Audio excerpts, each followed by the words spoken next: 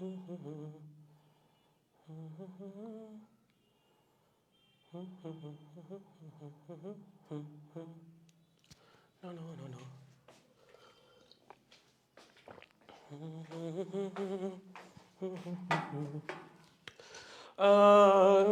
আয় হায়, আমার লেখার কলম কই ভাই?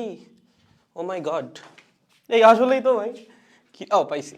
ওকে গাইস, লেট মি চেক সব কিছু ঠিকঠাক আছে কিনা। হ্যাঁ, ওয়াই ডাউন। সাউন্ড কি ঠিক? সাউন্ডটা ঠিক থাকলে সব ঠিক থাকে। হ্যাঁ, সবকিছু ঠিকঠাক আছে। হ্যালো গাইস, কি অবস্থা সবার? কেমন আছেন আপনারা সবাই? আশা করি সবাই অনেক বেশি ভালো আছেন এবং আপনাদের দোয়ায় আমিও আছি মোটামুটি ঠিকঠাক। সবাইকে কাজ ক্ষমতা শক্তির 6 নম্বর লেকচারে স্বাগতম এবং এইটা আমাদের নতুন বছরের প্রথম ক্লাস। সো সবাইকে হ্যাপি নিউ ইয়ার। আশা করি এই বছরটা আপনাদের সবার অনেক বেশি ভালো যেতে যাচ্ছে, কারণ এই বছরটা কিন্তু তোমার জীবনের একটা ডিটারমাইনিং ফ্যাক্টর হতে যাচ্ছে। তুমি বুঝতেছো কিনা জানি না, এই বছরে তুমি কি পরিমাণ পড়াশোনা করতেছো তার উপর নির্ভর করবে সম্পূর্ণরূপে তোমার অ্যাডমিশনের রেজাল্ট, তোমার এইচএসসির result, A to Z everything. তোমার ক্যারিয়ার কোন দিকে যাচ্ছে সেটা পুরোপুরি এই বছরের উপর নির্ভর না করলেও অনেকাংশে এই বছরের উপরেই নির্ভর করবে। সো এই বছরটা তোমার আসলে সময় নিজেকে পুরাপুরি বা নিজের পুরাটা দিয়ে পরিশ্রম করার। এবছর যদি পুরোটা দিয়ে পরিশ্রম করো, the next year will be very good for you. অথবা এমন হইতে পারে যে পরের বছর গিয়ে তুমি আরেকটু পরিশ্রম করলে সেক্ষেত্রে হয়তো বা পরের বছরের যে রেজাল্টগুলো সেগুলো একদম পারফেক্ট হয়ে যাবে। সো এই বছরটা কোনোভাবেই ওয়েস্ট করা যাবে না, এই বছরটাকে তোমার কাজে লাগাইতেই হবে। You don't have any alternative option. এই বছরটা আপনার পড়াশোনা করতেই হবে। সো বছরের শুরু থেকেই পড়াশোনা শুরু করে দেন। প্রথম 1-2 মাস নষ্ট হয়ে গেলে দেখা যায় পরের 10 মাস বা 9 মাস পড়াশোনা আসলে ওইভাবে হইতে চায় না, একটা ডিপ্রেশনে পড়ে যাই আমরা। সো যেই জিনিসের শুরুটা ভালো থাকে, স্টার্টিংটা ভালো থাকে, সেই জিনিসকে মুভ করানো হয় ইজি। যেমন ধরো তুমি একটা নর্মাল বস্তুর কথা চিন্তা করো। ধরো তোমার কাছে একটা বস্তু আছে, ঠিক আছে? তোমার সেই বস্তুকে গতিশীল করানো লাগবে, তোমার কাছে 10 সেকেন্ড সময় আছে। তুমি প্রথম 2 সেকেন্ড কোনো ইফোর্টই দিলা না, তোমার উপর কিন্তু একটা এক্সট্রা প্রেশার চলে আসবে। বাকি 8 সেকেন্ডের মধ্যে বস্তুকে নিয়ে যাওয়া লাগবে, মাথায় একটা টেনশন চলে আসবে, প্রথম 2 সেকেন্ড আমি নষ্ট করলাম, তাই না? যদি তুমি শুরু থেকে ইফোর্টটা দাও, তখন দেখা যাবে পুরা সময়ের মধ্যে তোমার যে ওয়ার্কলোডটা সেটা ইকুয়ালি ডিস্ট্রিবিউট হবে। তুমি প্রথম 2 মাস নষ্ট করো, পরের 10 মাসে প্রেশার পড়বে বেশি, এই 2 মাসের এক্সট্রা প্রেশারও তখন তোমার সহ্য করা লাগবে। সো শুরু থেকেই ভালো মতো পরিশ্রম করেন, life will be good. Okay, so যারা ক্লাসে জয়েন করলেন আমাকে একটু জানাই দেন সবকিছু ঠিকঠাক আছে কিনা। হ্যাপি নিউ ইয়ার দাদা, happy new year, happy new year. কি অবস্থা গাইস? দুঃখিত for my messy hair and messy look, sorry. আমার জীবনটা আসলে একটু বেদনার মধ্যে দিয়ে যাচ্ছে, ব্যাপার না, আসলে লাইফ ইজ গুড।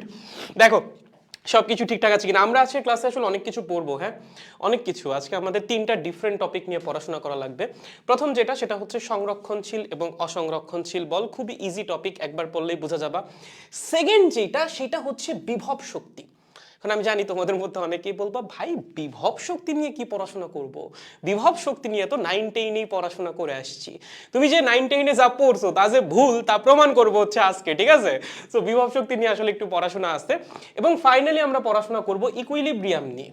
কি ভাইয়া, আপনি কি কেমিস্ট্রি পড়াবেন নাকি যে সাম্যাবস্থা নিয়ে পড়াশোনা করাবেন? না, ফিজিক্সেও অনেক রকমের সাম্যাবস্থা আছে, সেগুলো নিয়ে আমরা আজকে একটু ডেপথে গিয়ে পড়াশোনা করব, ঠিক আছে? সো আজকের ক্লাসটা খুব ইন্টারেস্টিং হতে যাচ্ছে অ্যান্ড হোপফুলি আপনি আজকের ক্লাসে নতুন অনেক কিছুই শিখবেন যেগুলো আসলে আপনার বইয়ে সুন্দর মতো করে লেখা নাই। বাট আপনার যদি ফিজিক্স জানার আগ্রহ থাকে, আপনার যদি ফিজিক্স বোঝার আগ্রহ থাকে, then it will be one of the most interesting classes for you. Okay guys, let's go. দাদা খুব ঠান্ডা, অনেক ঠান্ডা। টিনের চালে ক্রো এসে গেছে প্রমিত ব্রো। ওকে, খুব ঠান্ডা বললাম, আমি মাত্র গোসল করে ক্লাসে আসছি জানো, আমার মাথাটা ভনভন করতেছিল ক্লাসে আসার আগে। পরে ভাবলাম I should take a shower, পরে হচ্ছে গোসল করে ক্লাসে আসলাম। যাই হোক, লেটস গো গাইস, সবকিছু ঠিকঠাক আছে আই গেস। আমরা পড়াশোনা শুরু করি, হ্যাঁ সময় নষ্ট না করি, ক্লাসের মাঝখানে কথা হবে। ওকে, লেটস গো। একদম নতুন টপিক, সেটা হচ্ছে সংরক্ষণশীল বল এবং অসংরক্ষণশীল বল। দেখো এতদিন ধরে আমরা কিন্তু বল নিয়ে বিভিন্ন জায়গায় পড়াশোনা করছি। তুমি চ্যাপ্টার 3-তেও বল পাইছো, তুমি চ্যাপ্টার 4-এর মধ্যেও বল পাইছো, বিভিন্ন রকমের বল পাইছো। সেই বলকে আমরা 2টা স্পেশাল ক্যাটাগরিতে ভাগ করতে পারি। একটা হচ্ছে কনজারভেটিভ ফোর্স বা সংরক্ষণশীল বল, আর একটা হচ্ছে অসংরক্ষণশীল বল। দুইটার মধ্যে বেসিক ডিফারেন্সটা কি? প্রথমে শুরু করি সংরক্ষণশীল বল নিয়ে। আমরা মোস্ট অফ দ্য কেসেস যেই বল নিয়ে পড়াশোনা করি বা যেই বলগুলো নিয়ে পড়াশোনা করি সেগুলো ম্যাক্সিমাম সংরক্ষণশীল বলই হয়। এবং আমাদের আসলে না এখানে বল নিয়ে পড়াশোনা করা লাগবে না, আমাদের মেইনলি পড়াশোনা করা লাগবে এই বলগুলো দ্বারা কৃত কাজ নিয়ে। সংরক্ষণশীল বল দ্বারা কৃত কাজ হয় একরকম এবং অসংরক্ষণশীল বল দ্বারা কৃত কাজ হয় আর এক রকম। আমরা এই চ্যাপ্টারের কৃত কাজ নিয়ে পড়াশোনা করছি না লাস্ট 5টা লেকচারে? আমরা যতগুলা কৃত কাজ পড়ছি সবই ছিল সংরক্ষণশীল বল দ্বারা কৃত কাজ। অসংরক্ষণশীল বল দ্বারা কৃত কাজ আমাদের সিলেবাস আসলে ওইভাবে নাই বা বইয়ের মধ্যে সুন্দর করে লেখাও নাই, বাট আমরা তো ফিজিক্স শিখতে আসছি, সো আমরা আসলে সবকিছুই পড়বো। Let's go. প্রথমত সংরক্ষণশীল বল লেখো। সংরক্ষণশীল বল দ্বারা কৃত কাজ লেখো, একটু পরে বুঝে যাবা। সংরক্ষণশীল বল দ্বারা কৃত কাজ পথের উপর নির্ভর করে না। লেখো, কৃত কাজ পথের উপর নির্ভর করে না। ওকে, নির্ভর করে না। কিসের উপর নির্ভর করে? নির্ভর করে বস্তুর আদি অবস্থান এবং শেষ অবস্থানের উপর। লেখেন তো একটু, নির্ভর করে বস্তুর আদি অবস্থান এবং শেষ অবস্থানের উপর। ঠিক আছে, আদি অবস্থান এবং শেষ অবস্থানের উপর। ভাইয়া এইটার মানে কি? মানেটা একটু বুঝাই। হ্যাঁ, ধরো তোমার কাছে এখানে একটা বস্তু আছে, বুঝছো? এখানে একটা বস্তু আছে, তুমি কি করছো? এই বস্তুর উপর একটা বল প্রয়োগ করছো, এটা হচ্ছে এ বিন্দু। ওকে, বল প্রয়োগ করে তুমি বস্তুকে এখানে নিয়ে আসছো কোন বিন্দুতে? বি বিন্দুতে। ঠিক আছে, আমি যদি তোমার জিজ্ঞাসা করি এখানে কৃত কাজ কত, তুমি প্রথমে কি করবা বলো তো? তুমি প্রথমে সরণ বের করবা, তাই না? কেমনে সরণ বের করবা? আদি অবস্থান এবং শেষ অবস্থানের মধ্যে যে সরল রৈখিক দূরত্ব সেটাই হচ্ছে সরণ। তার মানে আমাদের সরণ হচ্ছে এইটা। ওকে, এবং বল আমরা এই দিকেই প্রয়োগ করছি, সেক্ষেত্রে কৃত কাজ কত হবে? কৃত কাজ হবে এফ এস। থিটার মান এখানে 0, বল এবং সরণ একই দিকে কাজ করতেছে। তোমাকে যদি আমি জিজ্ঞাসা করি আমি বল প্রয়োগ করলাম এবং বস্তু গতিশীল হইল এই পথে, ওকে, এই পথে বস্তু এ থেকে বিতে আসলো, এখন কৃত কাজ কত? এখনো কৃত কাজ সেম হবে, W prime is equals two F S. কারণ তুমি এই পথে গেলেও সরণ কতটুকু? সরণ তো এইটাই, তাই না? আমি তোমারে বললাম আমি বল প্রয়োগ করে বস্তুকে এই পথে নিয়ে গেছি এ থেকে বিতে, বলো তো কৃত কাজ কত হবে? কৃত কাজ এখনো সেম হবে। তুমি 1 নাম্বার পথে নিয়ে যাও, 2 নাম্বার পথে নিয়ে যাও, 3 নাম্বার পথে নিয়ে যাও, 3 ক্ষেত্রেই কৃত কাজ সমান। ওকে, এবং সেইটা হবে এফ এস। ঠিক আছে, তাহলে এখানে কৃত কাজ আসলে নির্ভর করতেছে কিসের উপর? নির্ভর করতেছে সম্পূর্ণরূপে সরণের উপর বা বস্তুর আদি অবস্থান এবং শেষ অবস্থানের উপর। তুমি কোন পথে নিয়ে গেছো বস্তুকে তার উপর কিন্তু নির্ভর করতেছে না। যেমন অসংরক্ষণশীল বল নিয়ে আমি ওই পেজে লিখবো না, এখানে আরেকটা ছোট্ট এক্সাম্পল দিই, তাহলে আর একটু ক্লিয়ার হবে আই গেস। ধরো আমাদের কাছে এরকম একটা আনত তল আছে, কিরকম? এরকম। ওকে, আমি এখানে একটা বস্তু রাখছি, ঠিক আছে, বস্তুকে এখান থেকে এখানে নিয়ে গেছি, বলো তো কৃত কাজ কত হবে? যদি এই উচ্চতা h হয় তাহলে কৃত কাজ হবে অবশ্যই এম জি এইচ। ওকে, আমি যদি এই পথে না নিয়ে এভাবে এভাবে নিয়ে যাইতাম, কৃত কাজ কত হইতো? ভাই সেম হইতো, এম জি এইচই হইতো। ঠিক আছে, কত হইতো? এম জি এইচই হইতো। কারণ এইটুকুতে তো মহাকর্ষ বল দ্বারা কোনো কৃত কাজ হয় নাই, আমরা এখানে মহাকর্ষ বল দ্বারা কৃত কাজ বের করতেছি। তুমি যখন বস্তুকে এখান থেকে এখানে নিয়ে যাবা কৃত কাজ হবে হচ্ছে mgh, দেন যখন বস্তুকে এখান থেকে এখানে দেন এখানে নিয়ে যাবা কৃত কাজ উইল বি সেম। তার মানে এখানে কৃত কাজ নির্ভর করতেছে শুধুমাত্র বস্তুর আদি অবস্থান এবং শেষ অবস্থানের উপর, মানে বস্তুর সরণের উপর। সরণ কতটুকু হবে তার উপর নির্ভর করবে কৃত কাজের মান, অন্য কোনো কিছুর উপর না। তুমি কোন পথে বস্তুকে নিয়ে গেলা ইনিশিয়াল পয়েন্ট থেকে ফাইনাল পয়েন্টে তার উপর কৃত কাজ নির্ভরই করবে না। যদি এরকম হয় তাহলে এই টাইপের বলগুলোকে আমরা বলি হচ্ছে কনজারভেটিভ ফোর্স। যেমন এইটাকে আমি তোমাকে আরেকটু সুন্দর করে বুঝাইতে পারি। ধরো এই হচ্ছে আমাদের সেই পথটা, ওকে, এটা দেখলে আই গেস বুঝে যাবা। এই হচ্ছে এ পয়েন্ট, এই হচ্ছে বি পয়েন্ট, ঠিক আছে। এই অ্যাঙ্গেলটা হচ্ছে থিটা, বুঝো? এখানে আছে বস্তু, ঠিক আছে, তোমার বলছে এই বস্তুকে নিয়ে যাওয়া লাগবে এ থেকে বিতে এবং এই পথের দৈর্ঘ্য হচ্ছে এল। লেটস সাপোজ জাস্ট ধরলাম এই পথের দৈর্ঘ্য হচ্ছে এল, আমরা বস্তুকে এ থেকে বিতে নিয়ে যাব। এখন নিয়ে যাওয়ার জন্য আমাদের কাছে দুইটা রাস্তা আছে। একটা রাস্তা হচ্ছে এইটা, যে আমরা ডিরেক্ট এই পথে নিয়ে যাব, এক নাম্বার রাস্তা।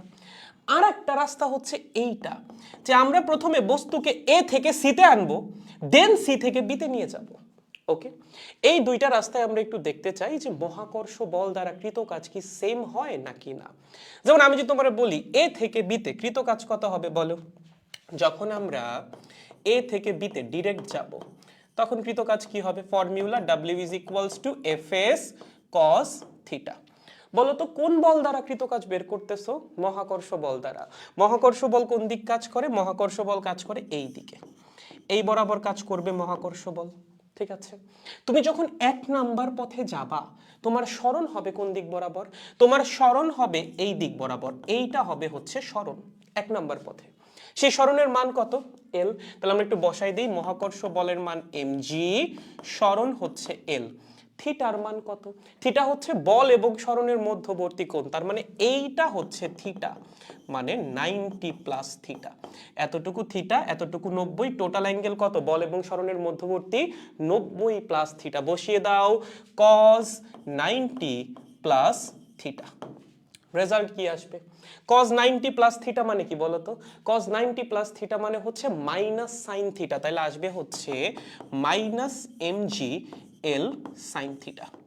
এইটা হচ্ছে এক নাম্বার পথে যদি আমরা বস্তুকে এ থেকে বিতে নিয়ে যাই সেই ক্ষেত্রে কৃত কাজ।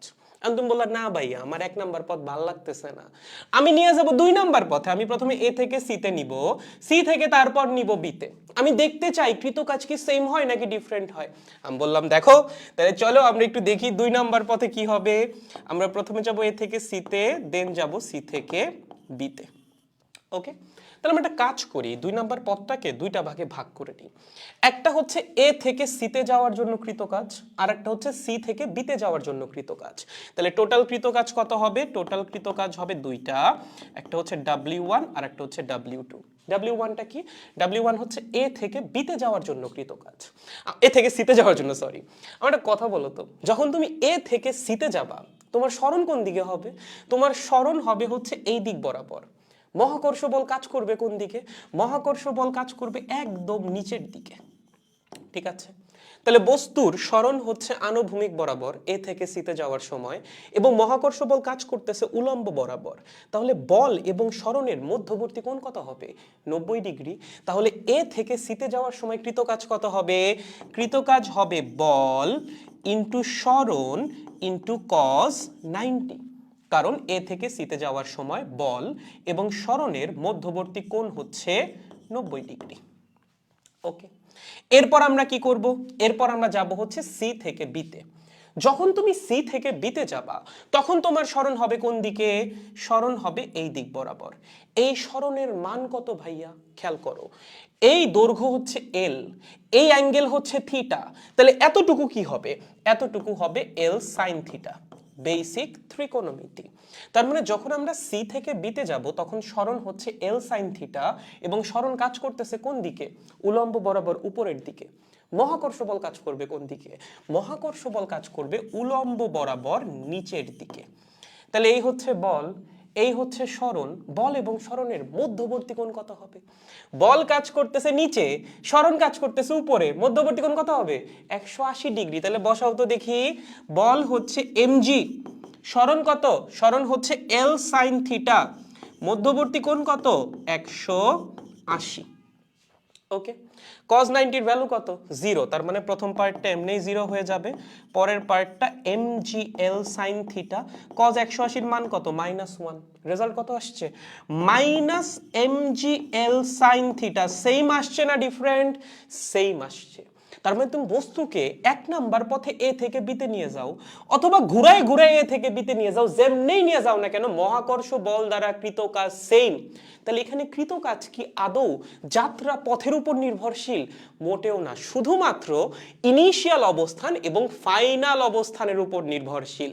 এই টাইপের বলগুলাকে বলা হয় হচ্ছে সংরক্ষণশীল বল, যেখানে বল যাত্রা পথের উপর নির্ভরই করে না, জাস্ট নির্ভর করে আদি অবস্থান এবং শেষ অবস্থানের উপর। ঠিক আছে, সো এখান থেকে আমরা বলতে পারি মহাকর্ষ বল একটি সংরক্ষণশীল বল। বুঝছো? মহাকর্ষ বল একটি সংরক্ষণশীল বল। ওকে, সংরক্ষণশীল বল। এখন কথা হচ্ছে ভাইয়া সংরক্ষণশীল বলের কি শর্ত? এই একটাই, মেইনলি এই একটাই, তবে এইটার আরো একটা সাব পার্ট আছে। এটা তো বুঝছো না যে আমাদের যে কৃতকাজ সংরক্ষণশীল বল দ্বারা সেটা আসলে পথের উপর নির্ভরই করবে না, নির্ভর করবে শুধুমাত্র স্মরণের উপর বা বস্তুর আদি অবস্থান এবং শেষ অবস্থানের উপর। তুমি যেই পথেই নিয়ে যাও না কেন তাতে আসলে কোনো পরিবর্তন আসবে না। কিসে? কৃতকাজে। কৃতকাজ সেম থাকবে যদি আদি অবস্থান এবং শেষ অবস্থান সেম হয়। ক্লিয়ার? গুড। এইবার আরেকটা জিনিস লেখো, সংরক্ষণশীল বল দ্বারা ধরো তুমি যদি একটি লুপে ঘুরো, তুমি যদি একটি লুপে ঘুরো, কিসে? লুপ এ ঘোরো, তাহলে সংরক্ষণশীল বল দ্বারা কৃতকাজ সবসময় শূন্য হবে। তাহলে সংরক্ষণশীল বল দ্বারা কৃতকাজ সবসময় শূন্য হবে। লেখো, বল দ্বারা কৃতকাজ অলওয়েজ জিরো, কৃতকাজ অলওয়েজ জিরো। ভাইয়া কি বললেন? অনেক কঠিন কিছু না, এই জিনিস তুমি জানো, জাস্ট এভাবে একটু লিখে দাও। জানি বলতে ভাইয়া কিভাবে জানি? ধরো আমি তোমাকে একটা কথা বললাম, এখানে একটা বস্তু আছে, কোথায়? ভূমিতে, ঠিক আছে? এই বস্তুকে আমি ভূমি থেকে h মিটার উপর উঠাবো। কতখানি উপর উঠাবো? h মিটার উপরে, এই পয়েন্টে। এটা ছিল এ পয়েন্ট, এটা ছিল বি পয়েন্ট। বলতো এ থেকে বিতে যাওয়ার সময় মহাকর্ষ বল দ্বারা কৃতকাজ কত হবে? এ থেকে বিতে যাওয়ার সময় মহাকর্ষ বল দ্বারা কৃতকাজ হবে এফ এস কস থিটা, ঠিক আছে? তুমি যখন এ থেকে বিতে গেছো, মহাকর্ষ বল কোন দিক কাজ করছে? মহাকর্ষ বল সবসময় উলম্ব বরাবর নিচের দিক কাজ করে, তার মানে এমজি মানের যে মহাকর্ষ বল সেটা কাজ করছে নিচের দিকে। এ থেকে বিতে যাওয়ার সময় সরণ হয়েছে কোন দিকে? এটা ছিল তোমার ইনিশিয়াল পয়েন্ট, এটা তোমার ফাইনাল পয়েন্ট, তাহলে অবশ্যই সরণ হয়েছে এই দিক বরাবর এবং এই সরণের মান হচ্ছে h মিটার। ওকে, তাহলে ভাইয়া বল এবং সরণের মধ্যবর্তী কোণ কত? বল নিচের দিকে, সরণ উপরের দিকে, মধ্যবর্তী কোণ কত হবে রে? 180। বসায় দাও, এফ হচ্ছে mg, সরণ হচ্ছে h, থিটা হচ্ছে 180। তাহলে এ থেকে বিতে যাওয়ার সময় কৃতকাজ কত? mgh। বুঝছো? ইজি। এখন তুমি আবার কি করবা? বি থেকে এতে ব্যাক করবা। আমাদের একটা লুপে ঘোরা লাগবে। লুপে ঘোরা লাগবে মানে কি? তুমি যেখান থেকে যাত্রা শুরু করছিলা তুমি ঘুরে আবার ওইখানেই ব্যাক করবা। তাহলে আমরা প্রথমে এতে ছিলাম, এ থেকে বিতে গেছি, এবার আমরা কি করব? বি থেকে আবার এতেই ব্যাক করব। তাহলে চলো আমরা একটু লুপে ঘুরি, বি থেকে এতে ব্যাক করি। বি থেকে এতে ব্যাক করার সময় কি হবে? বি থেকে এতে ব্যাক করার সময় মহাকর্ষ বলের ডিরেকশন কি চেঞ্জ হয়ে যাবে? না, মহাকর্ষ বল এখনো নিচের দিকেই কাজ করবে, কিন্তু এইবার সরণ কাজ করবে বিপরীত দিকে। আগের বার তুমি নিচ থেকে উপরে গেছিলা, সরণ ছিল উপরের দিকে, এবার তুমি উপর থেকে নিচে আসছো, এবার সরণ কোন দিকে? এবার অবশ্যই সরণ হবে নিচের দিকে, এবং সেই সরণ হবে h মিটারের সমান, কারণ তুমি h মিটার নিচে নামছো। ওকে, এবার আমাকে বলো, বল তুমি জানো, সরণ তুমি জানো, বল এবং সরণের মধ্যবর্তী কোণ কত হবে? বলও কাজ করছে নিচের দিকে, সরণও কাজ করছে নিচের দিকে, দুইটা ভেক্টর যদি একই দিকে কাজ করে তাদের মধ্যবর্তী কোণ কত হয়? 0 ডিগ্রি। তাহলে যখন তুমি ব্যাক করবা বি থেকে এতে, ঠিক আছে, তখন কৃতকাজ কত হবে? এফ এস কস 180, সরি 180 না, এফ এস কস থিটা, দুঃখিত। ওকে, বলের মান কত? বলের মান হচ্ছে mg, মহাকর্ষ বল। সরণের মান কত? সরণের মান হচ্ছে h। থিটার মান কত? এইবার থিটার মান 0 ডিগ্রি। কেন 0 ডিগ্রি? কারণ বল এবং সরণ এবার একই দিকে কাজ করছে, উলম্ব বরাবর নিচের দিকে। তাহলে কত আসতেছে কৃতকাজ? কৃতকাজ আসতেছে mgh। তার মানে আমরা যখন বস্তুটাকে ভূমি থেকে h মিটার উপরে উঠাইলাম তখন মহাকর্ষ বল দ্বারা কৃতকাজ ছিল -mgh। আবার যখন h মিটার নিচে নামায়া আগের বিন্দুতে ব্যাক করলাম তখন কৃতকাজ হয়ে গেছে mgh। তাহলে এই পুরা লুপে টোটাল কৃতকাজ কত? লেখো, টোটাল কৃতকাজ কেমনে বের করবা? সিম্পলি যোগ করে দিবা। কেন? কারণ কাজ হচ্ছে স্কেলার রাশি, স্কেলার রাশির যোগফল কেমনে বের করে? নরমাল বীজগাণিতিক যোগ। তার মানে টোটাল কাজ হবে এ থেকে বিতে যাইতে কৃতকাজ প্লাস বি থেকে আবার এতে ব্যাক করতে কৃতকাজ। তার মানে ডাব্লিউ এ থেকে বি প্লাস ডাব্লিউ বি থেকে এ। বলো এ থেকে বিতে কৃত কাজ কত ছিল? ভাইয়া ভুলে গেছি, এই যে বের করে রাখছো মাইনাস mgh, তাহলে লেখো মাইনাস mgh প্লাস বি থেকে এতে ব্যাক করার সময় মহাকর্ষ বল দ্বারা কৃত কাজ কত ছিল? প্লাস mgh বসিয়ে দাও, প্লাস mgh, রেজাল্ট কত আসছে? 0। এবং সব সময় এইটাই হবে। তুমি যখন একটা লুপে ঘুরবা, এ থেকে ধরো তুমি বিতে গেছো, যেই পথেই যাও না কেন, দেন আবার বি থেকে এতে ব্যাক করছো, যদি সংরক্ষণশীল বল দ্বারা কৃত কাজ বের করতে যাও, টোটাল কাজ অলওয়েজ 0 আসবে। ঠিক আছে, এটা যেন মনে থাকে, এই জায়গাটা সুন্দর হয় নাই। ঠিক আছে, তুমি প্রথমে এ থেকে বিতে গিয়েছো, দেন আবার বি থেকে এতে ব্যাক করেছো, যদি সংরক্ষণশীল বল দ্বারা কৃত কাজ বের করো, সেটা সব সময় 0 আসবে। সো সংরক্ষণশীল বলের আমাদের এই দুইটা পয়েন্টই মাথায় রাখা লাগবে। প্রথম যেটা, সেটা হচ্ছে সংরক্ষণশীল বল দ্বারা কৃত কাজ পথের উপর নির্ভর করে না, তুমি কোন পথে গতিশীল তার উপর নির্ভর করে না, নির্ভর করে তুমি শুরুতে কোথায় ছিলা এবং ফাইনালি কোথায় যাচ্ছ তার উপর। এবং তুমি যদি একটা লুপে ঘুরো, মানে যেখান থেকে যাত্রা শুরু করছিলা, ঘুরে যদি আবার সেখানেই ব্যাক করো, যেই পথেই ব্যাক করো না কেন, সংরক্ষণশীল বল দ্বারা টোটাল কৃত কাজ অলওয়েজ 0 আসবে। এই দুইটা কিন্তু এমসিকিউ এর জন্য খুবই খুবই গুরুত্বপূর্ণ। ঠিক আছে, ভেরি ভেরি ইম্পর্টেন্ট। যে দুইটা পয়েন্ট বললাম সংরক্ষণশীল বল দ্বারা, এইচএসসি তে পাবা নাকি জানি না, অ্যাডমিশনের কোয়েশ্চেন ব্যাংকটা একটু খুইলা দেখো। ঠিক আছে, এগুলো খুবই গুরুত্বপূর্ণ জিনিস। তোমাকে এরকম কোয়েশ্চেন দিবে, কি দিবে, তোমাকে বলবে যে একটা স্প্রিং এর যাত্রাপথ দেওয়া আছে। কিরকম যাত্রাপথ? এই এই আমরা স্প্রিংকে প্রথমে এখান থেকে এখানে নিয়ে গেছি, এ থেকে বি পয়েন্টে এই পথে, দেন আবার বি থেকে এতে নিয়ে আসছি। প্রশ্ন করবে স্প্রিং বল দ্বারা কৃত কাজ কত? তোমার প্রথমে জানা থাকা লাগবে স্প্রিং বল একটা সংরক্ষণশীল বল। যেহেতু সংরক্ষণশীল বল, আমরা একটা লুপে ঘুরছি, তার মানে টোটাল কৃত কাজ অবশ্যই 0 আসবে। ম্যাথ করার কিছুই নাই এখানে, বুঝছো? একদম সহজ জিনিস, পারবা শিওর।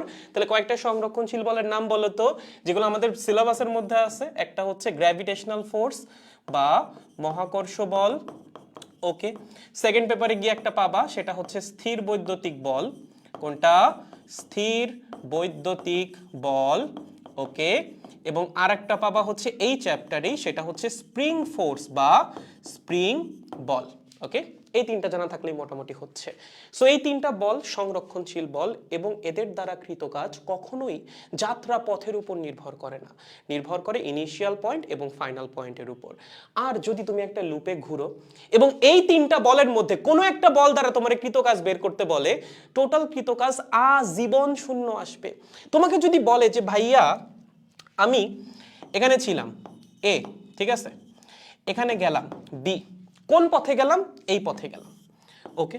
তোমাকে বলছে স্ট্যাটিক ইলেকট্রিক ফোর্স বা কুলম ফোর্স দ্বারা, মানে কি স্থির বৈদ্যুতিক বল দ্বারা কৃত কাজ হচ্ছে 10 জুল, ওকে। এইবার ভাইয়া আমি এই পথে এই পথে এই পথে এই পথে ব্যাক করব, এইবার আমার স্ট্যাটিক ইলেকট্রিক ফোর্স দ্বারা কৃত কাজ কত?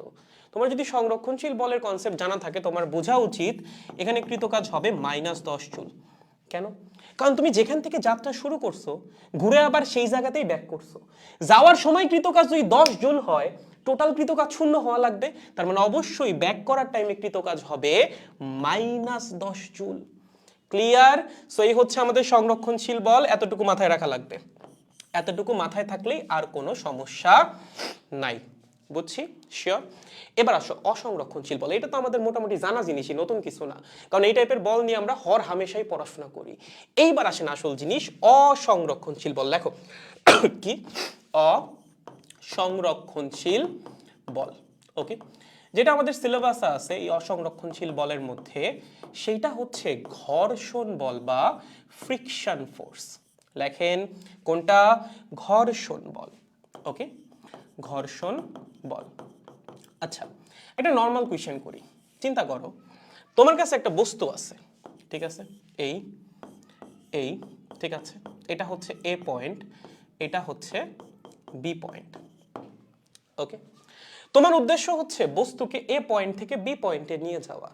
তোমার কাছে দুইটা অল্টারনেটিভ রাস্তা আছে। একটা হচ্ছে এইটা, তুমি ডিরেক্ট এই পথে নিয়ে যেতে পারো এ থেকে বিতে বস্তুকে, অথবা তোমার কাছে আরো একটা রাস্তা আছে, সেটা হচ্ছে এটা, তুমি চাইলে বস্তুকে এই পথেই নিয়ে যেতে পারো, ঠিক আছে। সো এটা হচ্ছে আমাদের 1 নাম্বার রাস্তা এবং এটা হচ্ছে আমাদের 2 নাম্বার রাস্তা। তোমাকে যদি কেউ প্রশ্ন করে এই দুই ক্ষেত্রে ঘর্ষণ বল দ্বারা কৃত কাজ কি সেম হবে, কি মনে হয় তোমার বলো তো? এই রাস্তায় যখন তুমি যাবা, ঘর্ষণ বল দ্বারা যে কৃত কাজটা হবে বা তোমার যে এনার্জি লসটা হবে, ঘর্ষণ বল দ্বারা কৃত কাজ মানে টেকনিক্যালি তোমার এনার্জি লস, ওকে?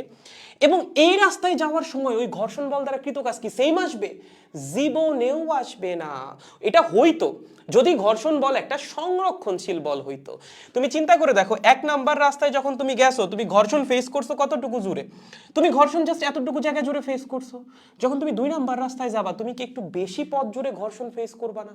ধরো এটার দৈর্ঘ্য 10 মিটার, ওকে, এবং এইটার দৈর্ঘ্য 15 মিটার।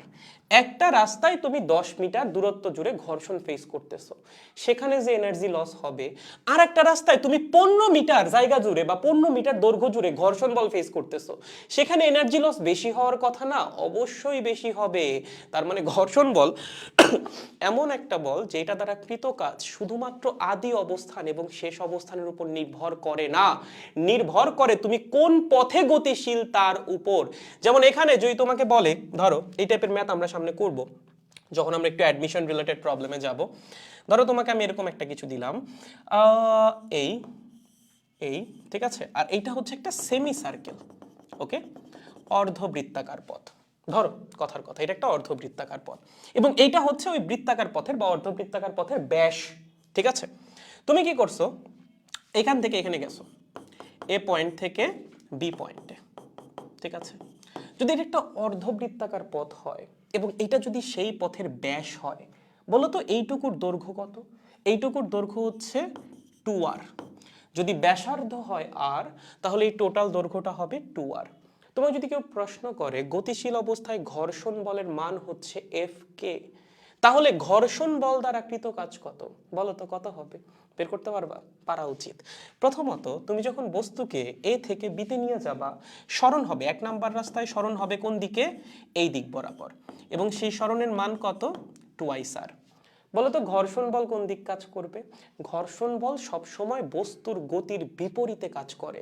ঘর্ষণ বল কাজ করবে এই দিক বরাবর, Fk। তাহলে এই 1 নাম্বার রাস্তায় ঘর্ষণ বল দ্বারা কৃত কাজ কত হবে? 1 নাম্বার রাস্তায় ঘর্ষণ বল দ্বারা কৃত কাজ W1 হবে বল ইনটু সরণ ইনটু cos থিটা, ঠিক আছে? এফ এর মান কত? এফ কে ঘর্ষণ বলের সমান। সরণ কতটুকু? সরণ হচ্ছে 2r। থিটা কত? থিটা হচ্ছে 180। কেন ভাইয়া? সরণ যেদিকে কাজ করছে, বল কাজ করছে তার বিপরীত দিকে, তার জন্য থিটা কত হবে? 180 হবে। তার মানে মাইনাস এফ কে ইন্টু 2r। এইটা হচ্ছে প্রথম রাস্তায় বা প্রথম পথে ঘর্ষণ বল দ্বারা কৃত কাজ।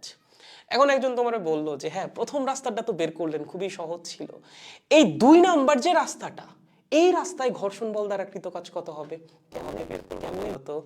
এখানে যদি একটু ভালো মতো খেয়াল করো, তোমার বস্তু যখন এখানে, তখন ঘর্ষণ বল কোন দিক কাজ করবে? ঘর্ষণ বল কাজ করবে এই দিকে, ঠিক আছে? বস্তু যখন এখানে, তখন ঘর্ষণ বল কোন দিক কাজ করবে? এই দিকে। সব সময় বস্তুর গতির বিপরীতে। বস্তু যখন এখানে, তখন ঘর্ষণ বল কোন দিক কাজ করবে? এই দিকে। বস্তু যখন এখানে, তখন ঘর্ষণ বল কোন দিক কাজ করবে? এই দিকে। ভাই, প্রত্যেকটা পয়েন্টে ঘর্ষণ বল বস্তুর বিপরীতে কাজ করবে বা বস্তুর গতির বিপরীতে কাজ করবে। একটা বস্তু যখন এরকম একটা বৃত্তাকার পথে গতিশীল হয়, তার বেগ কোন দিকে কাজ করে? স্পর্শক বরাবর। তাহলে ঘর্ষণ বল কোন দিক কাজ করবে? স্পর্শক বরাবর, কিন্তু বেগের উল্টা দিকে, মানে বস্তু যেদিকে গতিশীল তার উল্টা দিকে।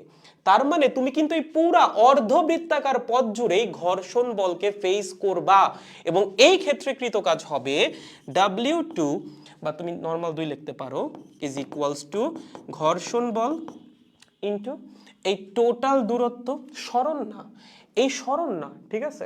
এই পুরা পথ জুড়েই তুমি ঘর্ষণ বল ফেস করছো। এই পথের প্রত্যেকটা পয়েন্টে ঘর্ষণ বল এবং তোমার গতি পরস্পর বিপরীতে কাজ করছে। সো তুমি কিন্তু এই 2r দূরত্ব জুড়ে বা 2r দৈর্ঘ্য জুড়ে এবার ঘর্ষণ বল ফেস করো নাই, তুমি এই পুরা পরিধি জুড়েই কি করছো, বা অর্ধ পরিধি জুড়েই কি করছো? ঘর্ষণ বলকে ফেস করছো। সো তুমি কতটা রাস্তা জুড়ে ঘর্ষণ বলকে ফেস করলা? যদি এই অর্ধবৃত্তাকার পথের ব্যাসার্ধ হয় r, তাহলে তার পরিধি কত হওয়া উচিত ছিল? 2 পাই পাই আর। বাট আমরা কি পুরা বৃত্তাকার পথ ঘুরছি? না, আমরা ঘুরছি অর্ধবৃত্ত। তাহলে এইটার পরিধি কত হবে? 2 পাই আর ডিভাইডেড বাই 2 মানে পাই আর। এই রাস্তার দৈর্ঘ্য হচ্ছে পাই আর, এবং এই পাই আর দৈর্ঘ্য জুড়েই তুমি ঘর্ষণ বলটাকে ফেস করছো। তাহলে এখানে আসবে পাই আর মাল্টিপ্লাইড বাই কজ 180। ভাইয়া কজ 180 কেন হইল? এক একটা পয়েন্টে অ্যাঙ্গেল এক এক রকম হওয়ার কথা না। না, তুমি যেই পয়েন্টেই যাও না কেন, বল এবং যে তোমার সরণ সেটা পরস্পর বিপরীতেই কাজ করবে। ওকে, কারণ এখানে প্রত্যেকটা পয়েন্টে সরণের ডিরেকশন চেঞ্জ হবে এবং সরণ কাজ করবে স্পর্শক বরাবর। ঠিক আছে, সো আমাদের এখানে কৃত কাজ আসবে মাইনাস এফ কে ইন্টু পাই আর। এই দুইটা কি সেম? এক নাম্বার পথে কৃত কাজ আর 2 নাম্বার পথে কৃত কাজ কি সেম আসছে ঘর্ষণ বল দ্বারা? না, তার মানে অবশ্যই এটা কি অসংরক্ষণশীল বল। পথ চেঞ্জ হইলেই এই বল দ্বারা কৃত কাজ চেঞ্জ হয়ে যাবে। ডিপেন্ড করবে তুমি কতটুকু রাস্তা ঘুরতেছো বা কতটুকু রাস্তা তুমি যাত্রা করতেছো তার উপর। ঠিক আছে, তাহলে এই টাইপের বলকে আমরা বলি হচ্ছে অসংরক্ষণশীল বল। এগুলো তোমাদের আসবে না, বুঝছো? মানে হচ্ছে এইসব ডিরেক্ট কখনো আসে না, অন্য ম্যাথের মধ্যে লাগে। যেমন ঘর্ষণ বল দ্বারা কৃত কাজের যে কনসেপ্টটা, এটা তুমি অনেকবার পাবা এবং সবসময় মাথায় রাখবা। ঘর্ষণ বলের ক্ষেত্রে এখানে যেটা লিখবা, আগে আমরা কি লিখতাম? সরণ লিখতাম। এইবার আমরা লিখবো হচ্ছে অতিক্রান্ত দূরত্ব, এবং থিটার মান সবসময় 180 হবে। তুমি চিন্তা করো, ধরো তুমি এই বরাবর যাচ্ছ, তখন ঘর্ষণ বল কোন দিকে? এই দিকে। ঠিক পর তুমি এই দিকে আসা শুরু করলা, তখনও কি ঘর্ষণ বল এইদিকে হবে? না, যখনই তুমি তোমার গতির দিক চেঞ্জ করবা, ঘর্ষণ বলের ডিরেকশনও চেঞ্জ হয়ে যাবে। ঘর্ষণ বল সব সময় গতির ডিরেকশনের সাথে 180 ডিগ্রি কোণেই কাজ করবে। বুঝতে পারছি? শিওর? গুড। সো এই টাইপের বলকে আমরা বলি হচ্ছে অসংরক্ষণশীল বল, যেখানে বল দ্বারা কৃত কাজ পথের উপর নির্ভর করে, শুধুমাত্র সরণের উপর না। তুমি কোন রাস্তা দিয়ে যাচ্ছ তার উপর নির্ভর করবে হচ্ছে কৃত কাজ। ঠিক আছে, ওকে। এটা ছিল আমাদের ফার্স্ট কন্ডিশনটা, যেটা আমরা দেখছিলাম সংরক্ষণশীল বলের ক্ষেত্রে সেম হয়। তুমি যেই পথেই যাও না কেন কৃত কাজ উইল বি সেম, বাট এইখানে সেম হবে না। সেকেন্ড কন্ডিশনটা কি ছিল? আমরা যখন একটা লুপে ঘুরতাম, সংরক্ষণশীল বল দ্বারা কৃত কাজ আসতো 0, বাট ঘর্ষণ বল দ্বারা কি 0 আসবে? না। দেখো, তুমি নর্মালি একবার চিন্তা করো, ধরো তোমার কাছে এরকম একটা রাস্তা আছে, সোজা রাস্তা। ঠিক আছে, কি রাস্তা? সোজা রাস্তা। এটা হচ্ছে এ পয়েন্ট, এটা হচ্ছে বি পয়েন্ট। আমরা একবার এ থেকে বিতে যাব, আর একবার আমরা বি থেকে আবার এতে ব্যাক করব। তাহলে আমি এই রাস্তাটা দুইবার রাখতেছি। একবার আমরা যেন কি করব? এ থেকে বিতে যাব, আর একবার আবার বি থেকে এতে ব্যাক করব। তাহলে ধরো যখন আমরা যাচ্ছি, ওকে, এ থেকে বিতে, তখন আমাদের সরণ হচ্ছে কোন দিকে? আমাদের সরণ হচ্ছে এই দিক বরাবর, এস। ঘর্ষণ বল কাজ করতেছে কোন দিকে? বস্তু যেদিকে গতিশীল তার বিপরীত দিকে, তার মানে ঘর্ষণ বল কাজ করতেছে এই দিক বরাবর। তাহলে আমাকে বলো, এ থেকে বিতে যাওয়ার সময় ঘর্ষণ বল দ্বারা কৃত কাজ কত হবে? এ থেকে বিতে যাওয়ার সময় ঘর্ষণ বল দ্বারা কৃত কাজ হবে বল ইন্টু সরণ ইন্টু বল আর সরণের মধ্যবর্তী কোণের কজ। সরণ কাজ করছে ডান দিকে, বল কাজ করছে বাম দিকে, তাহলে বল এবং সরণের মধ্যবর্তী কোণ কত? 180 ডিগ্রি। লিখে দাও কজ 180। কজ 180 মান কত? -1, তার মানে আসবে হচ্ছে মাইনাস এফ কে ইন্টু এস। এটা কি এ থেকে বিতে যাওয়ার সময় কৃত কাজ। আর তুমি বললা ভাই আমি তো একটু লুপে ঘুরবো, তাহলে লুপে ঘোরার জন্য কি করা লাগবে? আবার বি থেকে এতে ব্যাক করা লাগবে। আমি ধরলাম তুমি একদম সেম রাস্তা দিয়ে ব্যাক করছো, সেই ক্ষেত্রে কৃত কাজ কত হবে? দেখো, তুমি যখন বি থেকে এতে ব্যাক করবা, তুমি কোন দিকে গতিশীল? তুমি এবার গতিশীল বাম দিকে, তাহলে ঘর্ষণ বল কোন দিক কাজ করবে? বাম দিকে? না, তুমি যেই দিকে গতিশীল হবা তার এগেইনস্টে কাজ করবে ফ্রিকশন, তার মানে ফ্রিকশন কাজ করবে এই দিক বরাবর। তাহলে বি থেকে এতে আসার সময় কৃত কাজ কত হবে বলো? ডাব্লিউ বি থেকে এ, এফ কে ইন্টু এস, বলের মান এফ কে, সরণের মান এস। থিটা কত ভাইয়া? থিটা কি 0 ডিগ্রি হয়ে গেছে? বল এবং সরণ কি একই দিকে কাজ করতেছে? না, বল কাজ করতেছে ডানে, সরণ কাজ করতেছে বামে, তার মানে এখনো তাদের মধ্যবর্তী কোণ 180 ডিগ্রি। তাহলে থিটার মান হবে 180। রেজাল্ট কি আসবে? Minus F K S. Okay, যখন এ থেকে বিতে গেলা তখনও ঘর্ষণ বল দ্বারা কৃত কাজ মাইনাস এফ কে এস। যখন বি থেকে এতে ব্যাক করলা তখনও ঘর্ষণ বল দ্বারা কৃত কাজ মাইনাস এফ কে এস। তাহলে টোটাল কৃত কাজ কত এই লুপে? এই লুপে টোটাল কৃত কাজ হবে ডাব্লিউ এ থেকে বি প্লাস ডাব্লিউ বি থেকে এ। তার মানে minus F K S plus minus F K S মানে হচ্ছে minus two F K S which is not equals to zero. এইবার কি লুপে কৃত কাজ শূন্য আসছে? আসে নাই। তার মানে অসংরক্ষণশীল বল দ্বারা তুমি যদি একটা লুপে ঘুরো কৃত কাজ কিন্তু শূন্য আসবে না, বাট সংরক্ষণশীল বল দ্বারা যখন তুমি একটা লুপে ঘুরবা অবশ্যই কৃত কাজ কি আসবে? শূন্য আসবে। সো এই দুইটা পয়েন্ট আমাদের মাথায় রাখা লাগবে সংরক্ষণশীল আর অসংরক্ষণশীল বলের জন্য, যে আমরা যখন সংরক্ষণশীল বল দ্বারা কৃতকাজ বের করি তখন সেই কৃতকাজ পথের উপর নির্ভর করে না, বাট অসংরক্ষণশীল বলের জন্য কৃতকাজ পথের উপর নির্ভর করে। তুমি কোন পথে যাচ্ছ তার উপর ডিপেন্ড করবে কৃতকাজ কত হচ্ছে। সংরক্ষণশীল বল দ্বারা আমরা যখন একটা লুপে ঘুরি কৃতকাজ কত হয়? কৃতকাজ হয় শূন্য। বাট অসংরক্ষণশীল বল দ্বারা আমরা যখন একটা লুপে ঘুরি কৃতকাজ কি শূন্য হবে? জীবনেও শূন্য হবে না।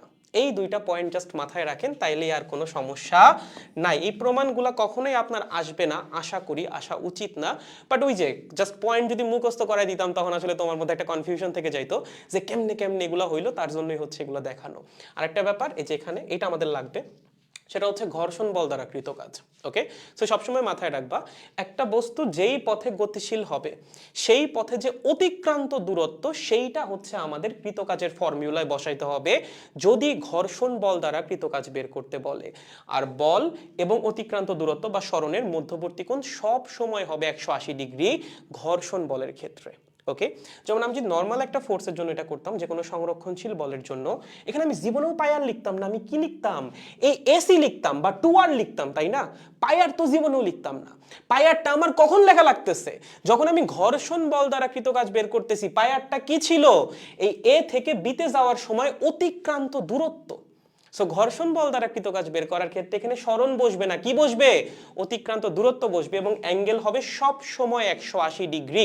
এই টাইপের ম্যাথ কিন্তু আপনার লাগবে। হ্যাঁ, এটা যে শুধুমাত্র মানে এটা কিন্তু বইয়ের বাইরের কোনো কিছু না, এই জিনিস কিন্তু আপনার লাগবে। স্পেশালি যখন একটু অ্যাডমিশন টাইপের কোয়েশ্চেনগুলো সলভ করতে যাবেন অ্যাডমিশন টাইমে, তখন দেখবেন এই ঘর্ষণ বল দ্বারা কৃতকাজ আপনার চোখের সামনে চলে আসছে, এবং এই ফর্মুলা যদি জানা থাকে তুমি কিন্তু এই যে সরণ বসাই দিবা, সেটা কিন্তু ভুল হবে। ঠিক আছে, সো ঘর্ষণ বল একটা অসংরক্ষণশীল বল, এবং এখানে আমরা সরণ ইউজ করব না, কি ইউজ করব?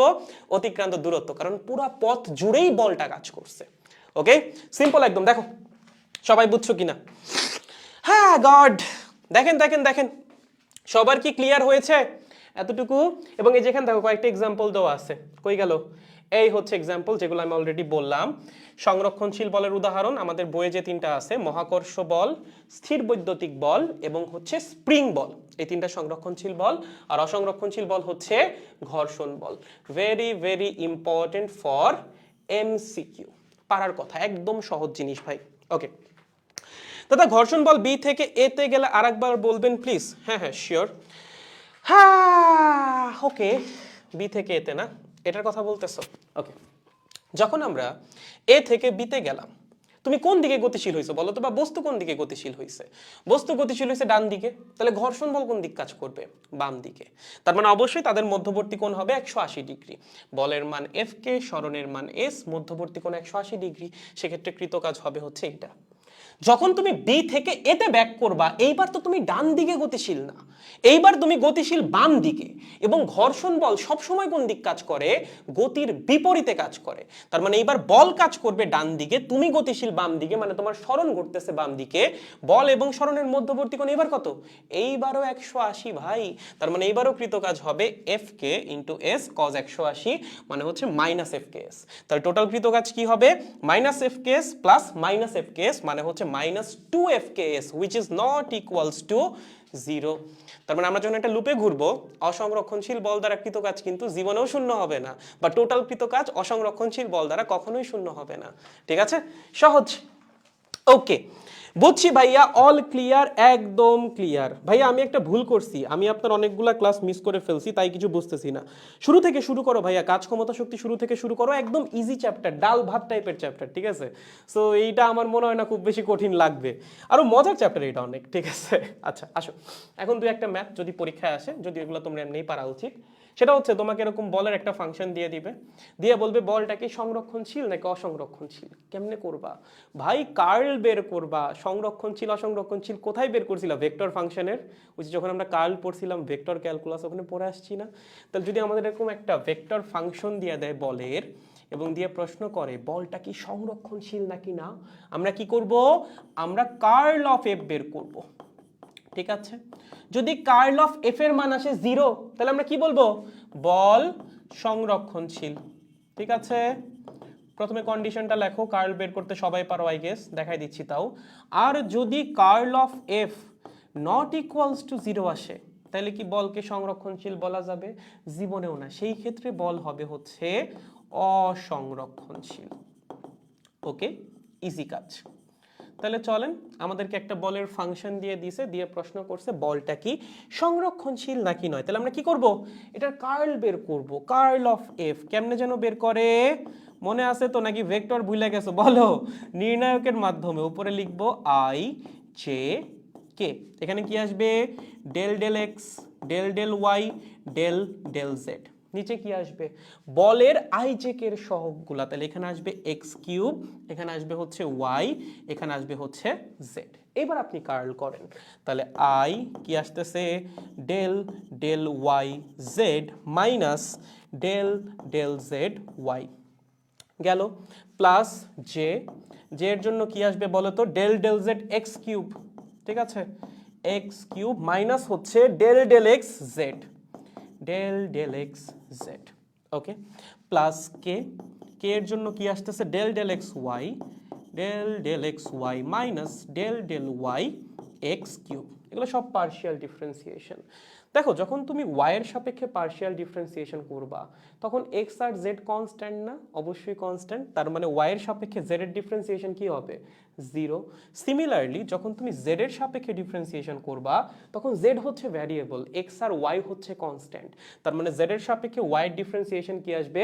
0। তাহলে এখানে আসবে i ক্যাপ, আমি উপর লিখতেছি, হ্যাঁ, 0 মাইনাস 0 প্লাস জে, এখানে করো জেড এর সাপেক্ষে এক্স কিউবের ডিফারেন্সিয়েশন বা পার্শিয়াল ডিফারেন্সিয়েশন অবশ্যই 0 মাইনাস এক্স এর সাপেক্ষে জেড এর পার্শিয়াল ডিফারেন্সিয়েশন 0 প্লাস কে, এক্স এর সাপেক্ষে ওয়াই এর পার্শিয়াল ডিফারেন্সিয়েশন 0, ওয়াই এর সাপেক্ষে এক্স কিউবের পার্শিয়াল ডিফারেন্সিয়েশন 0। তার মানে আসবে 0i plus 0j plus 0k, মানে হচ্ছে একটা নাল ভেক্টর। তার মান কত? মান হচ্ছে 0। তাহলে এখানে কার্লের মান কত আসছে? কার্লের ম্যাগনিটিউড বা কার্লের ভ্যালু আসছে হচ্ছে 0। তাহলে অবশ্যই বলটা কি? একটা সংরক্ষণশীল বল। ঠিক আছে, লিখে দেন এখানে বলটি সংরক্ষণশীল বল বা বল সংরক্ষণশীল। ঠিক আছে, ইজি কাজ। যদিও পরীক্ষায় এগুলো আসার খুব একটা সম্ভাবনা নেই, এগুলো আসলে ভেক্টর থেকে আসার সম্ভাবনা বেশি, এই চ্যাপ্টার থেকে হয়তো বা আসবে না, বাট স্টিল তুমি এটা ফেস করতে পারো পরীক্ষার হলে, ভেক্টর থেকে আসলেও আসতে পারে। সো যদি আসে কখনো সংরক্ষণশীল নাকি না, all you have to do, তোমার কার্ল বের করা লাগবে। যদি কার্লের মান আসে 0 তাহলে বলটা সংরক্ষণশীল, আর যদি কার্লের মান নন জিরো আসে সেই ক্ষেত্রে বলটা কদাপি সংরক্ষণশীল নহে। মনে থাকবে? Very good. সিমিলার একটা ম্যাথ দেওয়া আছে, এইটা একটু আপনারা বাসায় ট্রাই করবেন। ঠিক আছে, এটা আমার মনে হয় না করাই দেওয়ার দরকার আছে, আপনারা এমনিই পারা উচিত। ওকে, তোমাকে ফোর্সের ফাংশন দিয়ে দিছে এবং দিয়ে বলছে এই বলটা কি সংরক্ষণশীল নাকি অসংরক্ষণশীল। সো তোমার কি করা লাগবে? এটার কার্ল বের করা লাগবে। কার্লের মান যদি 0 চলে আসে তুমি বলে দিবা সংরক্ষণশীল, আর যদি নট ইকুয়ালস টু 0 আসে তাহলে কি বলবা? সংরক্ষণশীল নয়। মন থাকবে? একদম সহজ কাজ। দেখেন, যদি বুঝে থাকেন তাহলে আমাদের সংরক্ষণশীল বল অসংরক্ষণশীল বল পড়া শেষ। এখান থেকে রিটেনে কোয়েশ্চেন আসার সম্ভাবনা কম, এমসিকিউতে আসার সম্ভাবনা বেশি, বাট ঘর্ষণ বল দ্বারা কৃত কাজের যে পার্টটা ছিল সেটা তুমি রিটেনে ফেস করার একটা তীব্র সম্ভাবনা আছে। ওকে, দেখো বুঝছো কিনা? তাহলে এবার আমরা একটু বিভব শক্তি নিয়ে পড়াশোনা শুরু করব। লেটস গো বাচ্চারা। সবাই কি বুঝছি? চলে আসলাম গো দাদা। হ্যালো হ্যালো, চলে আসার জন্য ধন্যবাদ। নতুন বছরের শুভেচ্ছা দাদা, নতুন বছরের শুভেচ্ছা। এই ক্লাস করার সাথে কি ভেক্টর অধ্যায়ের ক্লাস কি করব দাদা? ভেক্টর সবার আগে পড়া লাগবে। ফিজিক্সের যে কোনো চ্যাপ্টার পড়তে গেলে তোমার ভেক্টরের কনসেপ্ট লাগবে। ভেক্টরের কনসেপ্ট ছাড়া তুমি ফিজিক্সের কোনো চ্যাপ্টারই ভালো মতো বা পুরাপুরি পড়তে পারবা না। সো ভেক্টর যদি এখনো পড়া না থাকে, ভেক্টরটা সবার আগে পড়ো, দেন হচ্ছে অন্য চ্যাপ্টারে হাত দাও। ওকে, ইজি। বাচ্চা কালের ম্যাথ, আরে সাবাস, আসতেছে সামনে বাচ্চা কালের ম্যাথ, সমস্যা নাই, আসো। ওকে, তাহলে এবার আমরা পড়াশোনা করব হচ্ছে শক্তি। হ্যাঁ, শক্তি হচ্ছে এই চ্যাপ্টার একটা খুব মেজর পার্ট। যেমন শক্তি থেকে যদি তোমাদেরকে বলি কি কি পড়া লাগবে, প্রথমত হচ্ছে আমাদের পড়া লাগবে স্থিতিশক্তি বা বিভব শক্তি, গতিশক্তি, দেন হচ্ছে শক্তির সংরক্ষণশীলতার নীতি, দেন হচ্ছে কাজ শক্তি উপপাদ্য, বহুত কিছু। হ্যাঁ, একটু লেখো কি কি পড়া লাগবে আমাদের এই চ্যাপ্টারের শক্তি থেকে। আমাদের বিভব শক্তি নিয়ে পড়াশোনা করা লাগবে, বা স্থিতি শক্তিও বলে অনেক ক্ষেত্রে এটাকে। দেন হচ্ছে আমাদের গতি শক্তি নিয়ে পড়াশোনা করা লাগবে। ওকে, দেন হচ্ছে আমাদের শক্তির সংরক্ষণশীলতার নীতি থেকে পড়াশোনা করা লাগবে বা নিয়ে পড়াশোনা করা লাগবে শক্তির সংরক্ষণশীলতার নীতি। ওকে, ইজি জিনিস, শীলতার নীতি।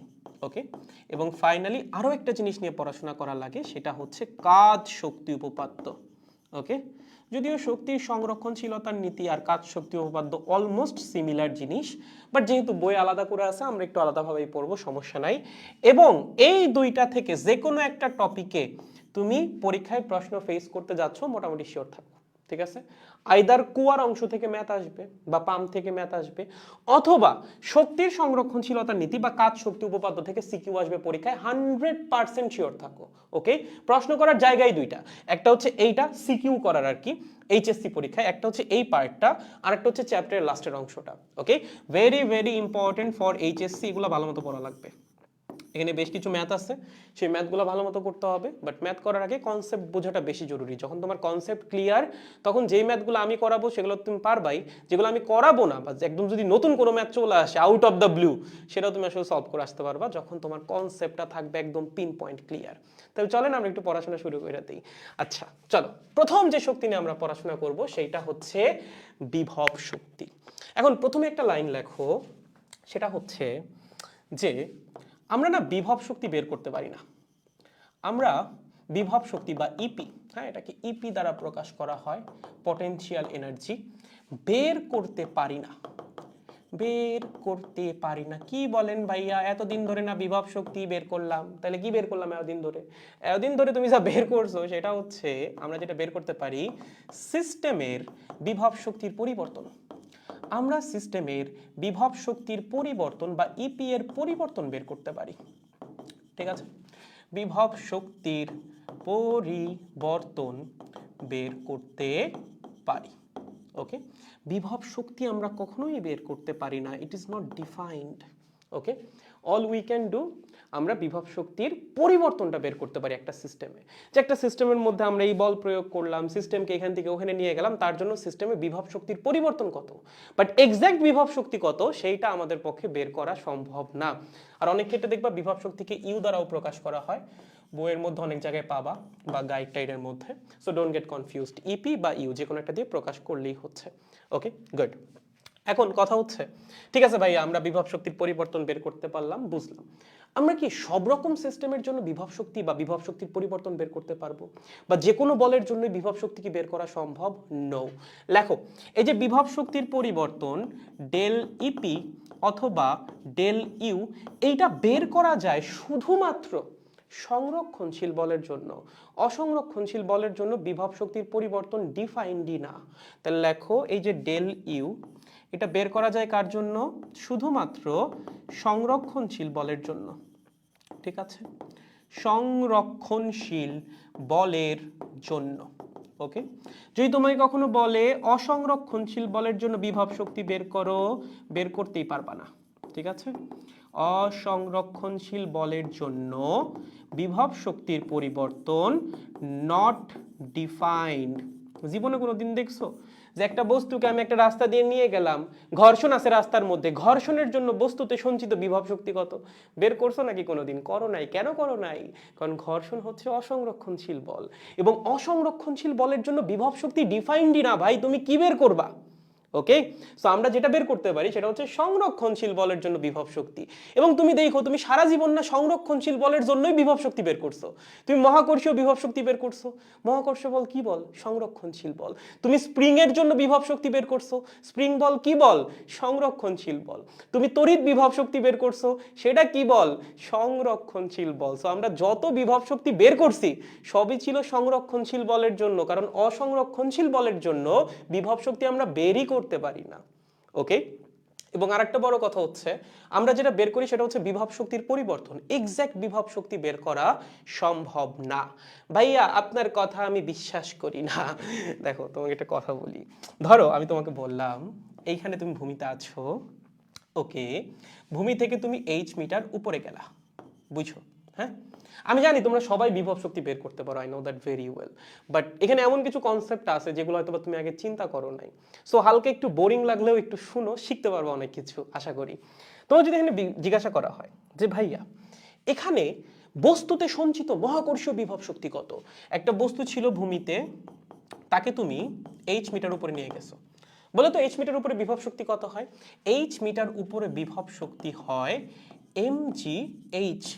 এটাই আমরা পড়ে আসছি তাই না? কিভাবে হয়? এইটা আসলে বিভব শক্তি না, এটা হচ্ছে বিভব শক্তির পরিবর্তন, ঠিক আছে? This is correct. আমরা ধরে নেই পৃথিবীতে বা ভূপৃষ্ঠে বিভব শক্তি শূন্য, ওকে, মিটার উপরে বিভব শক্তি ইউএফ, তাহলে বিভব শক্তির পরিবর্তন মানে কি? ফাইনাল বিভব শক্তি মাইনাস ইনিশিয়াল বিভব শক্তি। তুমি ইনিশিয়ালটাকে জিরো ধরে নিছো ভাই, তার জন্য তুমি বলতেছো ফাইনাল বিভব শক্তি mgh।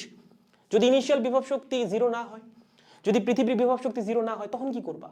তখনও কি mgh আসবে? না, তখন কিন্তু চেঞ্জ চলে আসবে। সো আমরা যেটা বের করি সেটা হচ্ছে বিভব শক্তির পরিবর্তন, বিভব শক্তি না রে বাবা। কি বের করি? বিভব শক্তির পরিবর্তন। আমরা ধরে নেই ভূপৃষ্ঠে বিভব শক্তি শূন্য, এটা আমরা ধরে নেই, ঠিক আছে? সো এটা আমাদের কি বলে, এটাকে হচ্ছে ধরে নেওয়া বা স্বীকার্য টাইপের, ঠিক আছে? আমরা ধরে নেই ভূপৃষ্ঠে বিভব শক্তি শূন্য, ধরে নেই ভূপৃষ্ঠে বিভব শক্তি শূন্য, বিভব শক্তি জিরো। এর জন্যই আমরা বলতে পারি মিটার উপরে গেলে বিভব শক্তি হবে mgh, কারণ বিভব শক্তির পরিবর্তন মিটার উপরে mgh, ফাইনাল বিভব শক্তি uf, ইনিশিয়াল বিভব শক্তি জিরো, কারণ শুরুতে তুমি ভূমিতে ছিলা, তুমি ধরে নিছো ভূমিতে বিভব শক্তি শূন্য। সো এখান থেকে তুমি বলতে পারো মিটার উপরে ফাইনাল বিভব শক্তি mgh। যদি আমরা জিরো না ধরে অন্য কিছু ধরতাম তাহলে সেটা যোগ করা লাগতো, বুঝছেন?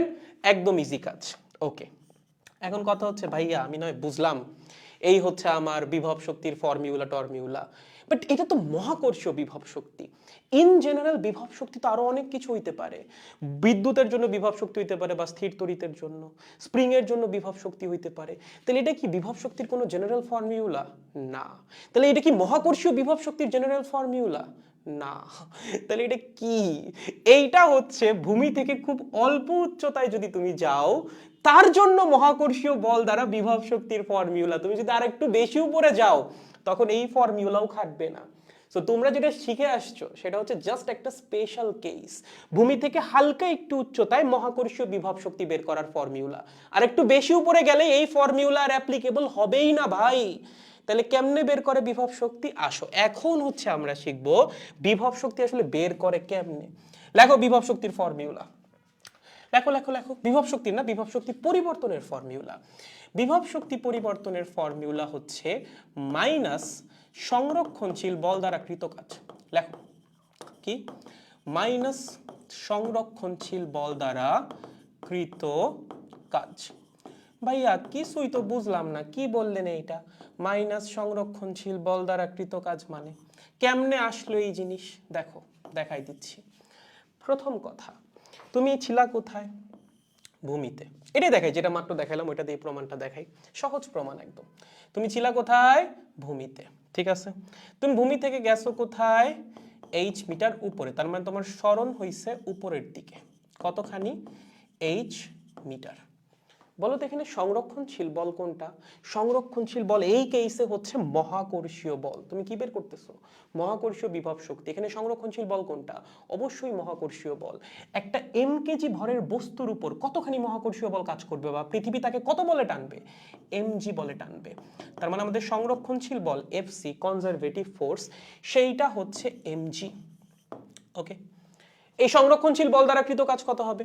সংরক্ষণশীল বল দ্বারা কৃত কাজ হবে ফোর্স ইন্টু সরণ ইন্টু কস থিটা।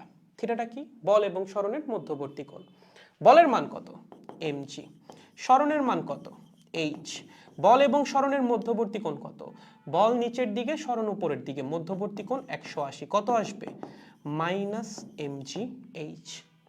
বিভব শক্তি মানে কি?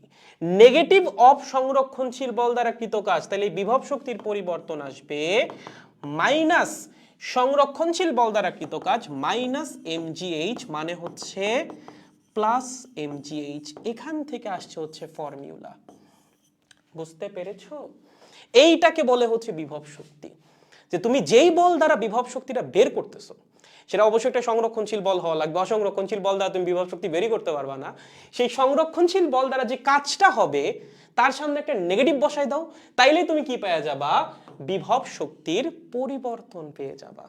ক্লিয়ার? একদম একদম সহজ কাজ।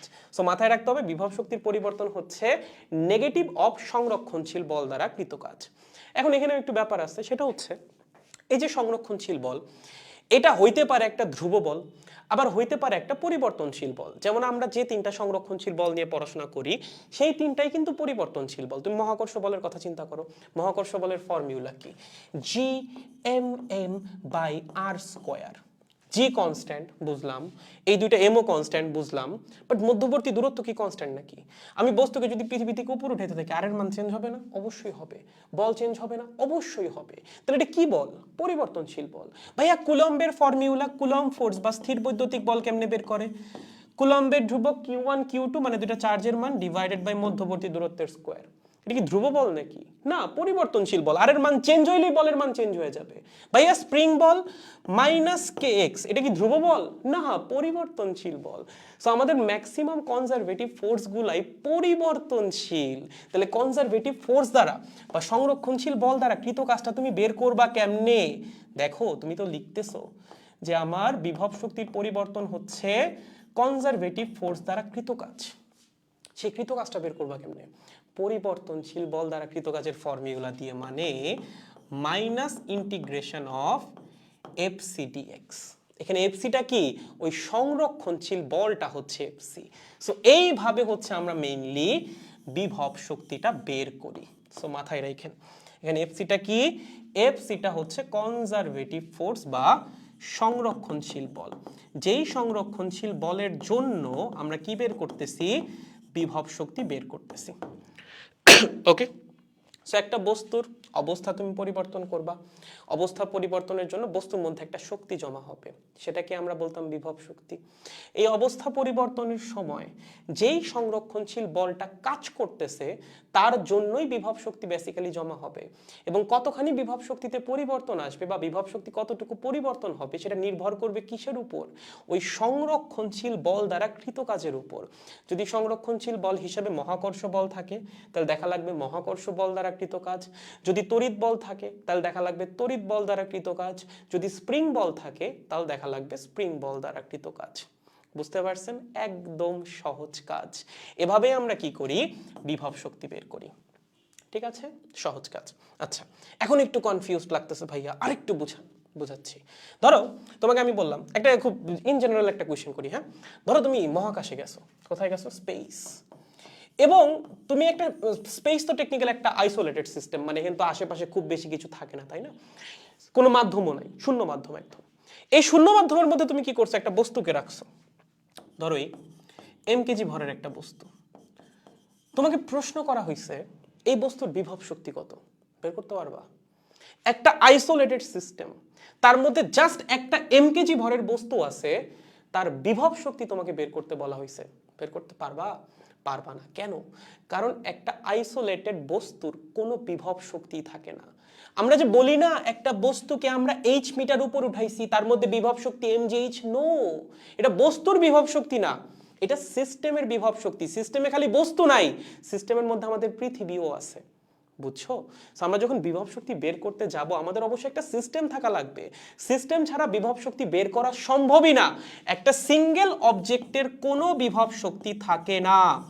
একটা সিঙ্গেল তোমার মতো সিঙ্গেল আইসোলেটেড অবজেক্টের কোনো বিভব শক্তি থাকে না। ঠিক আছে?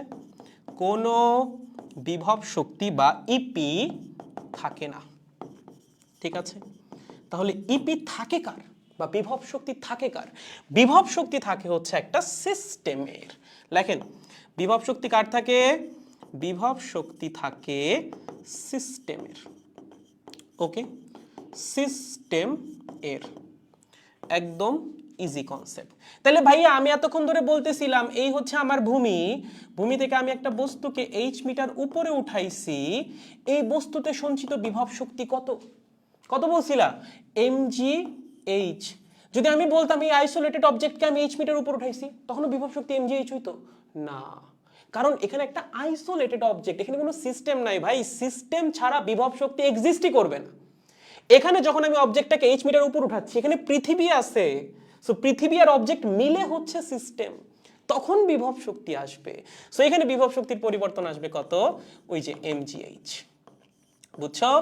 সো বিভব শক্তির পরিবর্তন বের করার কন্ডিশন তাহলে দুইটা। প্রথম কথা হচ্ছে একটা সংরক্ষণশীল বল থাকা লাগবে, এবং দ্বিতীয় কথা হচ্ছে তোমার কাছে একটা সিস্টেম থাকা লাগবে, একটা আইসোলেটেড অবজেক্টের কোনো বিভব শক্তি নাই বা তার বিভব শক্তির কোনো পরিবর্তনও নাই। ঠিক আছে, একদম সহজ জিনিস। তাহলে বিভব শক্তির ব্যাপারে আমাদের কি কি মাথায় রাখা লাগতেছে? প্রথমত আমাদের কাছে একটা সিস্টেম থাকা লাগবে, সেই সিস্টেমের মধ্যে আমরা একটা অবজেক্টকে হয়তো বা কিছুটা চেঞ্জ করব, তার অবস্থা চেঞ্জ করব, বাম থেকে ডানে নিব, নিচ থেকে উপরে নিব, যাই করি না কেন কিছু একটা করব, তার অবস্থা আমরা চেঞ্জ করব, এবং অবস্থা চেঞ্জ করার জন্য তার বিভব শক্তিতে একটা পরিবর্তন আসবে। সেই বিভব শক্তির পরিবর্তন আমরা বের করব কেমনে?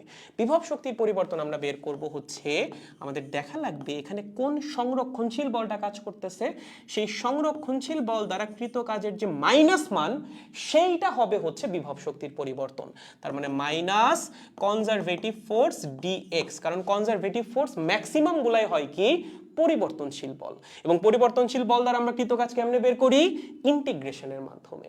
সো যখন তুমি গ্র্যাভিটি চ্যাপ্টারটা পড়তে যাবা, তখন দেখবা বিভব শক্তি বের করা লাগতেছে এই ফর্মুলা দিয়ে।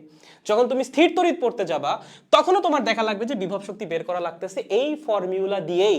সো তুমি বিভব শক্তির ফর্মুলা ইন জেনারেল যদি শিখতে চাও, this is the general formula of potential energy বা বিভব শক্তি। ঠিক আছে, এইটা হচ্ছে জেনারেল ফর্মুলা, জেনারেল ফর্মুলা। ওকে, আচ্ছা এখানে একটু কেয়ারফুল, এখানে কিন্তু একটা কস থিটাও আছে, হ্যাঁ, কারণ যদি বল এবং সরণ একই দিকে কাজ না করে, সেক্ষেত্রে কিন্তু এখানে একটা থিটা আসবে, মানে কস থিটা আসবে। যদি এমন হয় যে তোমার কনজারভেটিভ ফোর্স নিচের দিকে, সরণ করতেছে উপরের দিকে, থিটার মান কি 180 হবে না? সবসময় তো বল আর সরণ একই দিকে কাজ করবে এমন না, সো এখানে একটা কস থিটাও আনা লাগতে পারে। সো সিমিলারলি এখানেও একটা কস থিটা দিয়ে দাও, কোথায়, এখানেই, কস থিটা। ওকে, যদি বল এবং সরণ একই দিকে কাজ না করে, সেক্ষেত্রে অবশ্যই এখানে একটা কস থিটা তোমার আনতেই হবে, বাট সামনের মাইনাসটা কিন্তু সবসময় দিতে হবে। ওকে, সংরক্ষণশীল বল দ্বারা যে কৃত কাজ, তাকে -1 দিয়ে গুণ করলে তুমি পাবা হচ্ছে বিভব শক্তির পরিবর্তন। ক্লিয়ার? আর মহাকর্ষীয় বিভব শক্তিকে আমরা ডিরেক্ট কেন এমজিএইচ দিয়ে লিখতেছি, কারণ ভূমিতে যে বিভব বা বিভব শক্তি, সেটাকে আমরা ধইরা নেই জিরো, তার মানে বিভব শক্তির পরিবর্তন কি হবে, ফাইনাল বিভব শক্তি -0। এর জন্যই ফাইনাল বিভব শক্তিকে ডিরেক্ট এমজিএইচ লেখা যায়, আদারওয়াইজ কিন্তু লিখতেই পারতা না। ওকে, একদম সহজ কনসেপ্ট বিভব শক্তির, দেখেন বুঝছেন কিনা, বুঝলো হচ্ছে, আমরা একটু সামনে আগাবো। ওকে, এখনো শেষ হয় না বিভব শক্তি, এখনো কিছুটা বাকি আছে, এটা জাস্ট বেসিক একটা আলোচনা হইলো। এই পর্যন্ত বুঝছো কিনা দেখো, কোথাও কনফিউশন থাকলে অবশ্যই জিজ্ঞাসা করো। দেখো, তাহলে আমারও কোনো বিভব শক্তি নাই, ইয়েস, তোমারও নাই, আমারও নাই না, কি বললাম, আচ্ছা যাই হোক, দেখো বুঝছো কিনা এই পর্যন্ত বাচ্চারা? গুড।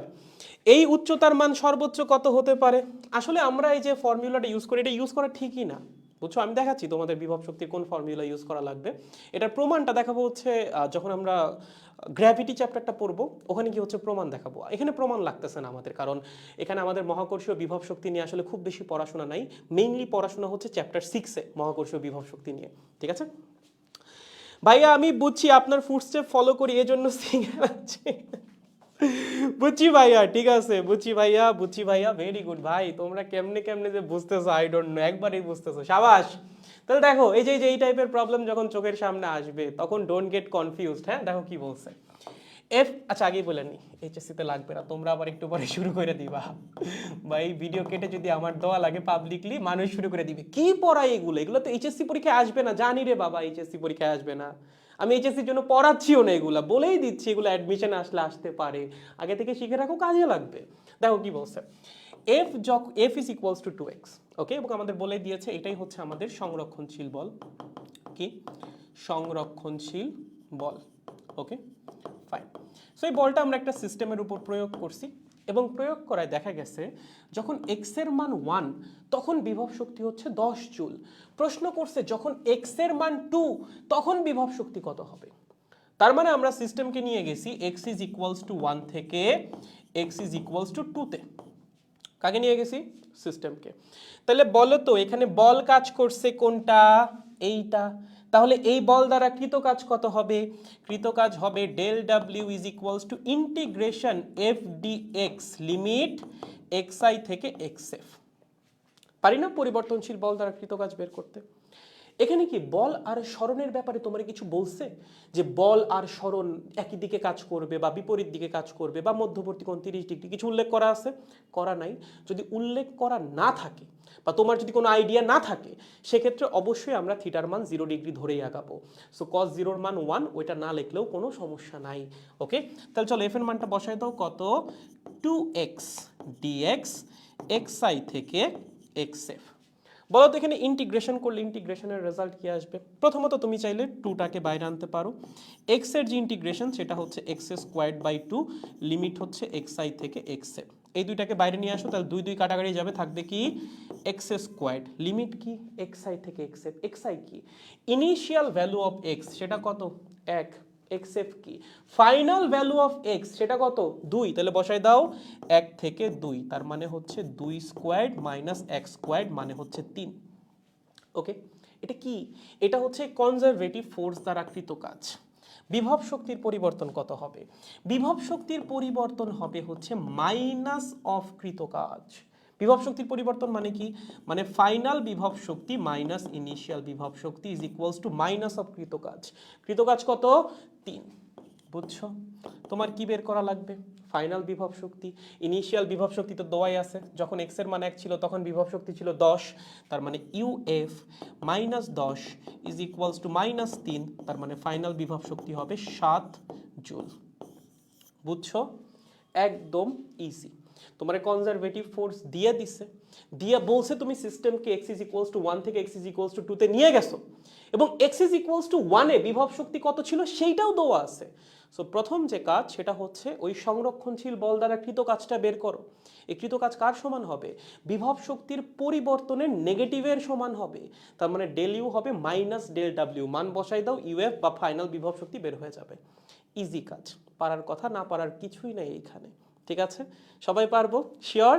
Very good. তাহলে একটা হোমওয়ার্ক, এই যে এটা সবাই পারার কথা। দেখেন আপনাকে বল দিয়ে দিয়েছে, সেটা কি?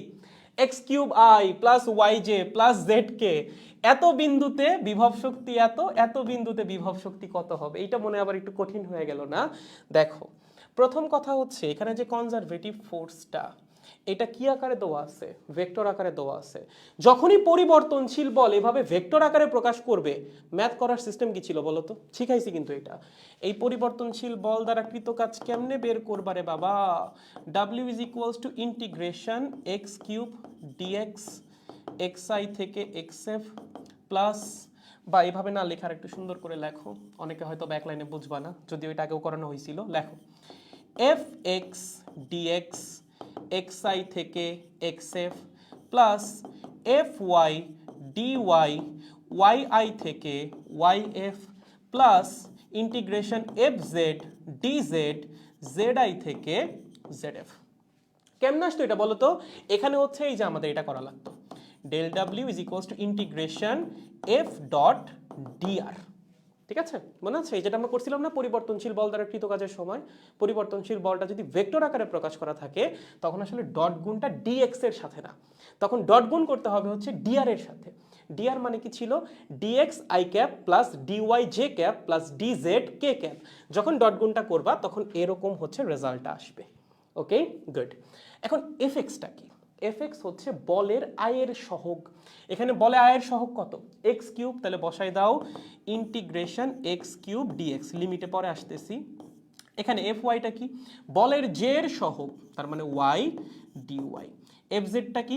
বলের কে এর সহগ, ইন্টিগ্রেশন জেড ডিজেড। বলো লিমিট কি হবে? লিমিট হচ্ছে তোমার বসাইতে হবে 3টা জায়গায়। যখন তুমি এক্স এর সাপেক্ষে ইন্টিগ্রেশন করতেছো তখন লিমিট বসাইতে হবে এক্স এর, যখন y এর সাপেক্ষে ইন্টিগ্রেশন তখন লিমিট বসাইতে হবে y এর, যখন z এর সাপেক্ষে ইন্টিগ্রেশন তখন লিমিট বসাইতে হবে z এর। দেখো তুমি প্রথমে কোথায় ছিলা? প্রথমে ছিল 0 1 1 এ, পরে কোথায় গেছো? পরে গেছো 3 2 2 তে। তাহলে প্রথমে x এর মান কত ছিল? 0, পরে কত হইছে? 3, তাহলে x এর লিমিট কি হবে? 0 থেকে 3। ওকে, প্রথমে y এর মান কত ছিল? 1, পরে কত হইছে? 2, তাহলে লিমিট কি হবে? 1 থেকে 2। প্রথমে z এর মান কত ছিল? 1, পরে কত হইছে? 2, তাহলে লিমিট কি হবে? 1 থেকে 2। ইন্টিগ্রেশন করো তো কি আসবে? x to the power 4/4 limit 0 থেকে 4। এটার ইন্টিগ্রেশন কি হবে?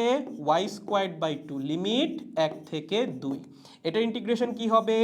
z স্কোয়ার্ড বাই 2 লিমিট 1 থেকে 2।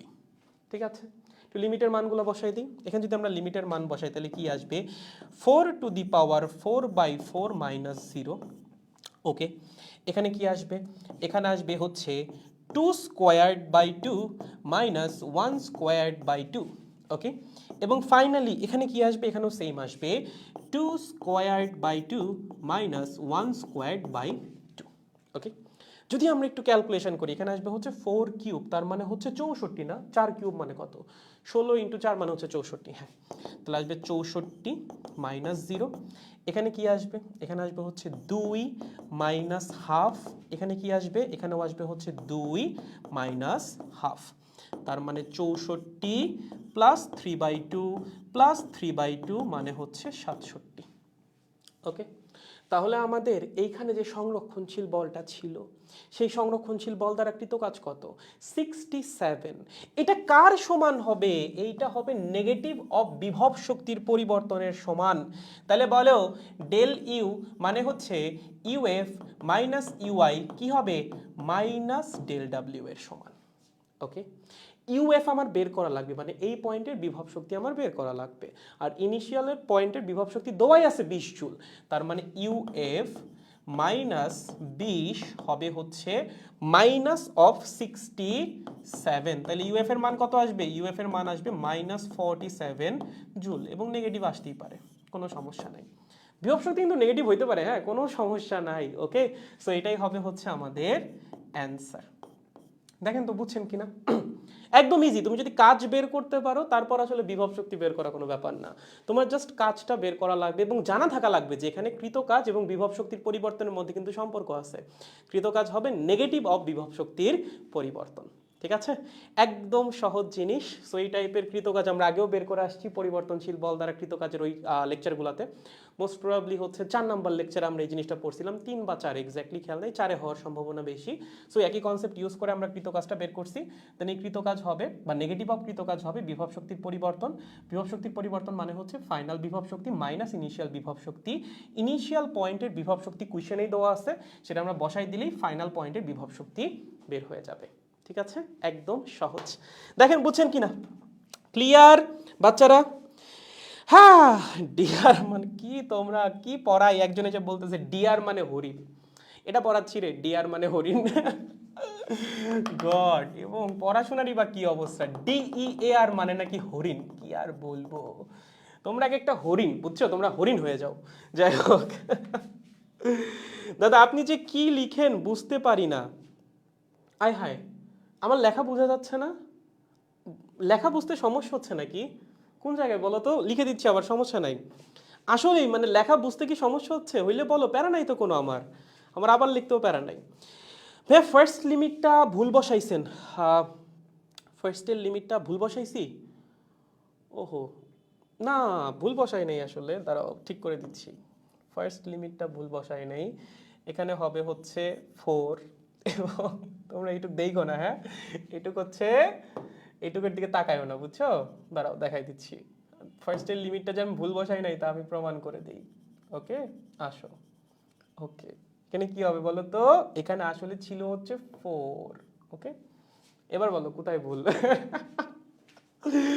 গড, ভুল আমি না, ভুল হচ্ছে কোয়েশ্চেন। ঠিক আছে, যে কোয়েশ্চেন ঠিক করে দিছি, এখন সবকিছুই ঠিক আছে, আমি কখনো ভুল না।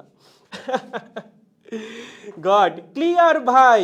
ভাইয়া পড়ি নাই কিছু, পড়লেই হয়ে যাবে।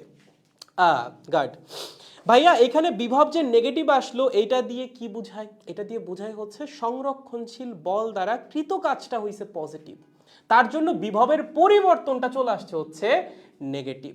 ওকে, তার মানে এখানে আমরা যে কাজটা করছি, দেখো ফাইনাল বিভব কি নেগেটিভ আসছে না পজিটিভ আসছে সেইটার মিনিং আমাদের যাওয়া দরকার নেই, আমাদের দেখা লাগবে ডেল ইউটা। ওকে, তোমার ডেল ইউ নেগেটিভ আসছে মানে কি, মানে তুমি যে প্রসেসটা রান করছো সেই প্রসেসে সিস্টেম বিভব শক্তি হারাইছে।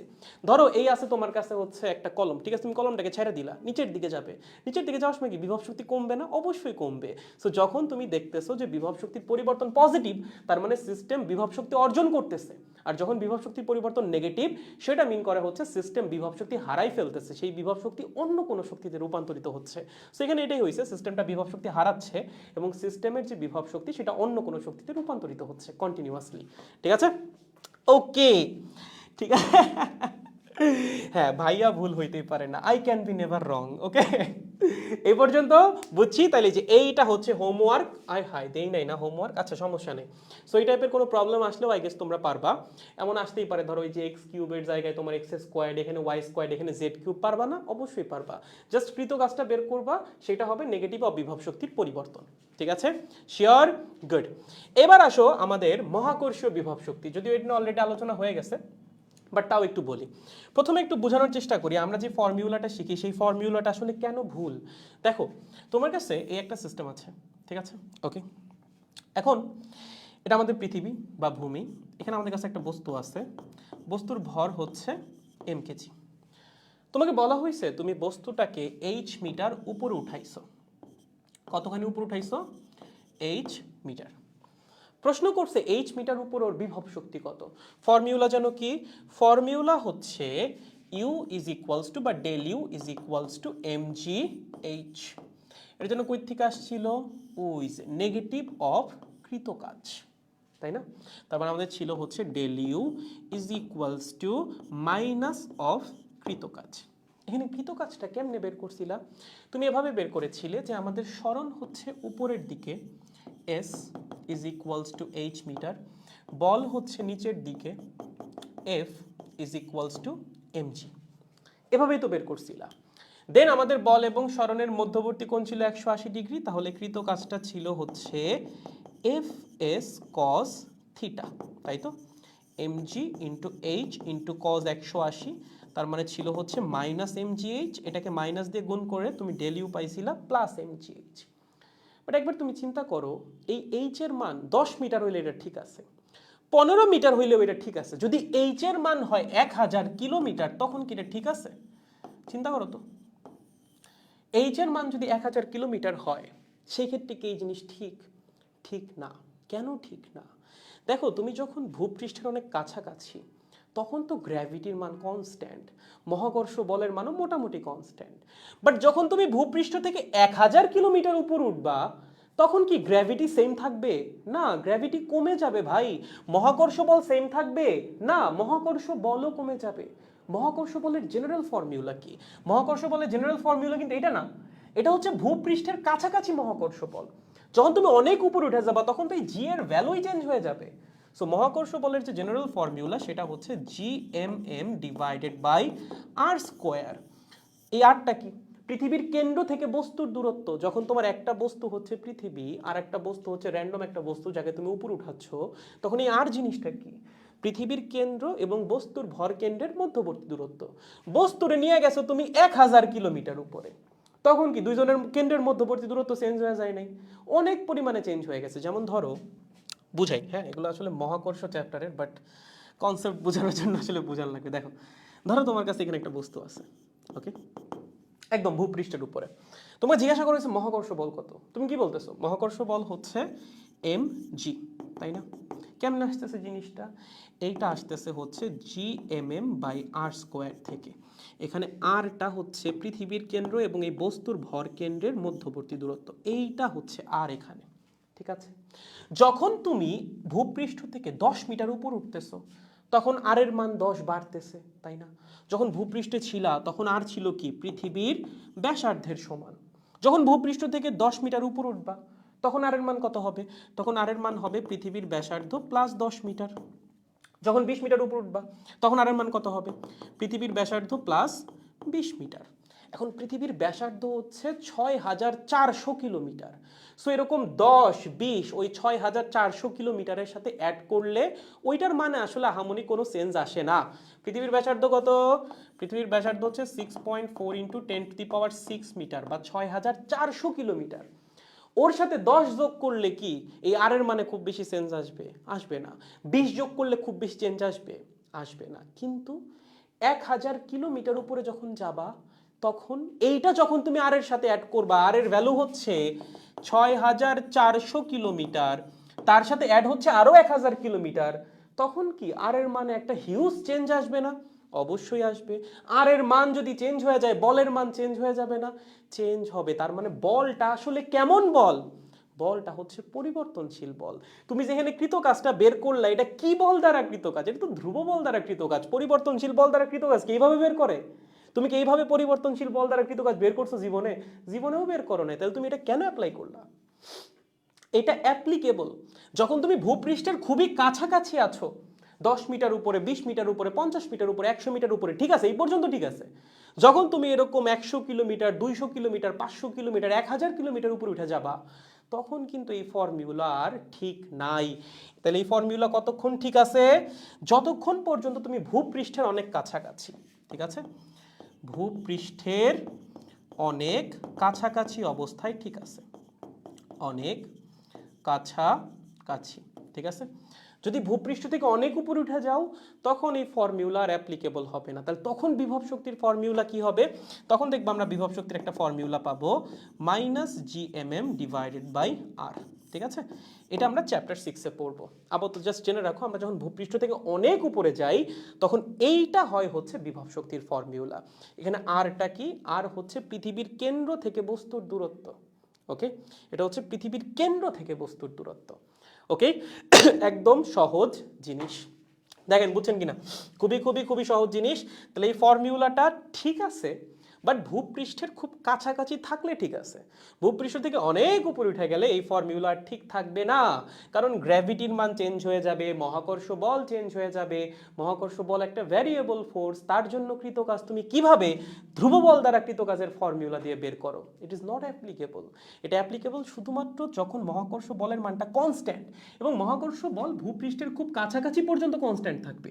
অনেক উপরে উঠে গেলে কিন্তু আর কনস্ট্যান্ট থাকবে না, তখন এই ফর্মুলা দিয়ে বিভব শক্তি বা মহাকর্ষীয় বিভব শক্তি আর বের করা যাবে না। সো এইটা হচ্ছে মহাকর্ষীয় বিভব শক্তি বের করার জেনারেল ফর্মুলা, যেটা আমরা চ্যাপ্টার 6-এ গিয়ে পড়ব। ওকে, এই চ্যাপ্টার আমাদের লাগবে না, আমাদের এই চ্যাপ্টারে এইটা নিয়েই পড়াশোনা। ওকে, সো আমরা এই চ্যাপ্টারে জাস্ট এই যে এই ফর্মুলাটা ইউজ করব, বাট মাথায় রাখো এই ফর্মুলা কিন্তু ঠিক না। ঠিক আছে, এটা স্পেশাল কেসে ঠিক আছে যে আমরা পৃথিবীর কাছাকাছি আছি তখন ঠিক আছে, বাট অনেক উপরে উঠে গেলে কিন্তু ঠিক নাই। ওকে, বাট আমরা এই চ্যাপ্টারে এই ফর্মুলাই অ্যাপ্লাই করব, কারণ আমরা এই চ্যাপ্টারে পৃথিবী থেকে খুব বেশি উপরে উঠবো না। চ্যাপ্টার 6-এ গিয়ে আমরা একটু উপরের দিকে উঠবো। ওকে, বুঝতে পারছি? সহজ কাজ। ওকে, তাইলে আমার একটা কথা বলো, যদি তোমাকে আমি এরকম একটা ম্যাথ দেই, এই ম্যাথটা তুমি কেমনে সলভ করবা? 5 কেজি ভরের একটা বস্তুকে ভূমি থেকে 10 মিটার উপরে রাখা হলো, এর মধ্যে মহাকর্ষীয় বিভব শক্তি কত? তুমি কি এখানে অনেক বেশি কমপ্লেক্স ক্যালকুলেশন করতে যাবা? না, তুমি ভূমি থেকে জাস্ট 10 মিটার উপরে উঠছো, তার মানে মহাকর্ষ বল মোটামুটি কনস্ট্যান্টই আছে। তাহলে এখানে বিভব শক্তি আমরা কেমনে বের করব? Direct formula. যদি এই টাইপের ম্যাথ আসে একদম ডিরেক্ট, খুব কাছাকাছি থাকলে কোনো কিছু চিন্তা করার দরকারই নাই। এম হচ্ছে 5 কেজি, জি হচ্ছে 9.8 এবং এইচ কত? এইচ হচ্ছে 10, তার মানে অ্যান্সার আসবে 490 জুল। ওকে, সো যখন তুমি ভূপৃষ্ঠের অনেক কাছাকাছি তখন কোনো সমস্যা নেই, তখন তুমি এই ফর্মুলাই অ্যাপ্লাই করো। বাট যখন ওই যে বললাম অনেক উপরে উঠে যাবা, স্পেশালি দেখবা আমরা যখন কৃত্রিম উপগ্রহ নিয়ে পড়াশোনা করব, চ্যাপ্টার 6 বা গ্র্যাভিটি চ্যাপ্টারটা যখন আমরা পড়তে যাব, সেখানে দেখবা কৃত্রিম উপগ্রহ বা স্যাটেলাইট নিয়ে প্রচুর পড়াশোনা আছে। সেই স্যাটেলাইটের বিভব শক্তি তোমার বের করা লাগবে, এবং এই স্যাটেলাইটের মধ্যে বিভব শক্তি কেমনে আসবে? একটা ইন্ডিভিজুয়াল অবজেক্টের তো কোনো বিভব শক্তি থাকতে পারে না। স্যাটেলাইট আর পৃথিবী এই দুজনের মিলিত সিস্টেমের বিভব শক্তি আমরা বের করব, এবং সেটা বের করার জন্য তোমার ওই -gmm/r ওই ফর্মুলাই লাগবে, ওটা ছাড়া করা যাবে না। ঠিক আছে, কারণ তখন তুমি ভূপৃষ্ঠ থেকে অনেক উপরে, আমরা স্যাটেলাইটকে কত উপরে স্থাপন করছি? 4000 কিলোমিটার, 5000 কিলোমিটার, যেগুলো ভূস্থির উপগ্রহ ওগুলোকে স্থাপন করা হয় 36,000 কিলোমিটার উপরে। বুঝতেছো? হিউজ হাইটে। সো সেখানে তো আসলে মহাকর্ষ বল সেম থাকে না, মহাকর্ষ বলের মান চেঞ্জ হইতে থাকে গ্র্যাজুয়ালি। তুমি যত উপর উঠবা বলটা তত চেঞ্জ হবে। এন্ড তুমি বললা যে ভাইয়া না, আমি কি করবো দেখো, এই এই কনফিউশন আমার মধ্যে আসছিল। হ্যাঁ, একটু অফ টপিকে কথা বলি যে ভাইয়া এরকম করলে কি হয়, এই হচ্ছে আমার পৃথিবী। ওকে, আমি বুঝলাম এটা আমাদের পৃথিবী। এই কালার কেন দেওয়া আছে, দুঃখিত ফর দ্যাট, আমি কালারটা একটু চেঞ্জ করতে চাই। এই হচ্ছে আমাদের পৃথিবী, আমি বুঝলাম ভাইয়া। আমি না অনেক উপরে উঠছি পৃথিবী থেকে। কতখানি উপরে উঠছি, ধরো মিটার উপরে উঠছি। তাহলে ভাই আমি একটা কাজ করি, আমি একটু বুদ্ধি কাটাই। কি বুদ্ধি ভাইয়া? আমি না মিটার উপরে গ্র্যাভিটি বের করি। ঠিক আছে, কি করি? মিটার উপরে গ্র্যাভিটি বের করি। তাহলে মিটার উপরে গ্র্যাভিটি যদি জি প্রাইম হয়, তাহলে পৃথিবী আমাকে টানবে এম জি প্রাইম বলে। ওকে, এইটাকে ভাইয়া আমি দিয়ে গুণ করে দিই, তাইলে কি ম্যাথ হবে? না, তাইলেও ম্যাথ হবে না। দেখো ভাই, তোমার কিন্তু এখান থেকে এখানে যাইতে পুরা রাস্তা জুড়েই কাজ করা লাগছে, তাই না? এইখান থেকে এখানে নিতে কি তোমার পুরা রাস্তা জুড়ে কাজ করা লাগছে না? এমন তো না তুমি এখানে একবার কাজ করছো, এখানে একবার কাজ করছো, এমন কিন্তু না। পুরা রাস্তা জুড়েই তোমার কাজ করতে হয়েছে। এই রাস্তার প্রত্যেকটা পয়েন্টে কি গ্র্যাভিটি এই পয়েন্টের গ্র্যাভিটির সমান ছিল? না, প্রত্যেকটা পয়েন্টে গ্র্যাভিটি চেঞ্জ হয়েছে। সো কেউ যদি মনে করো মিটার উপরে গ্র্যাভিটিকে আমি এমজি দিয়ে গুণ করে দিলে বা এম ইন্টু এইচ দিয়ে গুণ করে দিলে আমার বিভব শক্তি বের হয়ে যাবে, ইউ আর অলসো থিঙ্কিং রং। এভাবে করাই যাবে না। কিভাবে করতে হবে? পরিবর্তনশীল বল দ্বারা কৃত কাজের যে কনসেপ্ট, সেটা দিয়ে করতে হবে। বা তুমি যে ডিরেক্ট ফর্মুলা জানো, U is equals to minus G M M divided by R, এটা দিয়ে করতে হবে। ঠিক আছে, এগুলো আমরা শিখবো চ্যাপ্টার 6-এ গিয়ে শিখবো, আপাতত কোনো কনসার্ন নাই এগুলো নিয়ে। এখন এগুলো তো বিভব শক্তির খুব নর্মাল জিনিস, এবং এগুলো আমার মনে হয় না তোমাদের জন্য পারা খুব বেশি কঠিন কিছু, মহাকর্ষ বিভব শক্তির। এখন যদি এখানে ধরো আমি তোমাকে যদি একটু কঠিন জিনিস দিতে চাই, যে না একটু কনসেপ্ট লাগবে, কনসেপ্ট ছাড়া ম্যাথ সলভ করা যাবে না, এভাবে এমজি তো আসলে বাচ্চা পোলাপানো পারে। যদি একটু কনসেপচুয়াল ম্যাথ দিতে চাই, তাহলে ম্যাথ হবে হচ্ছে এইটা।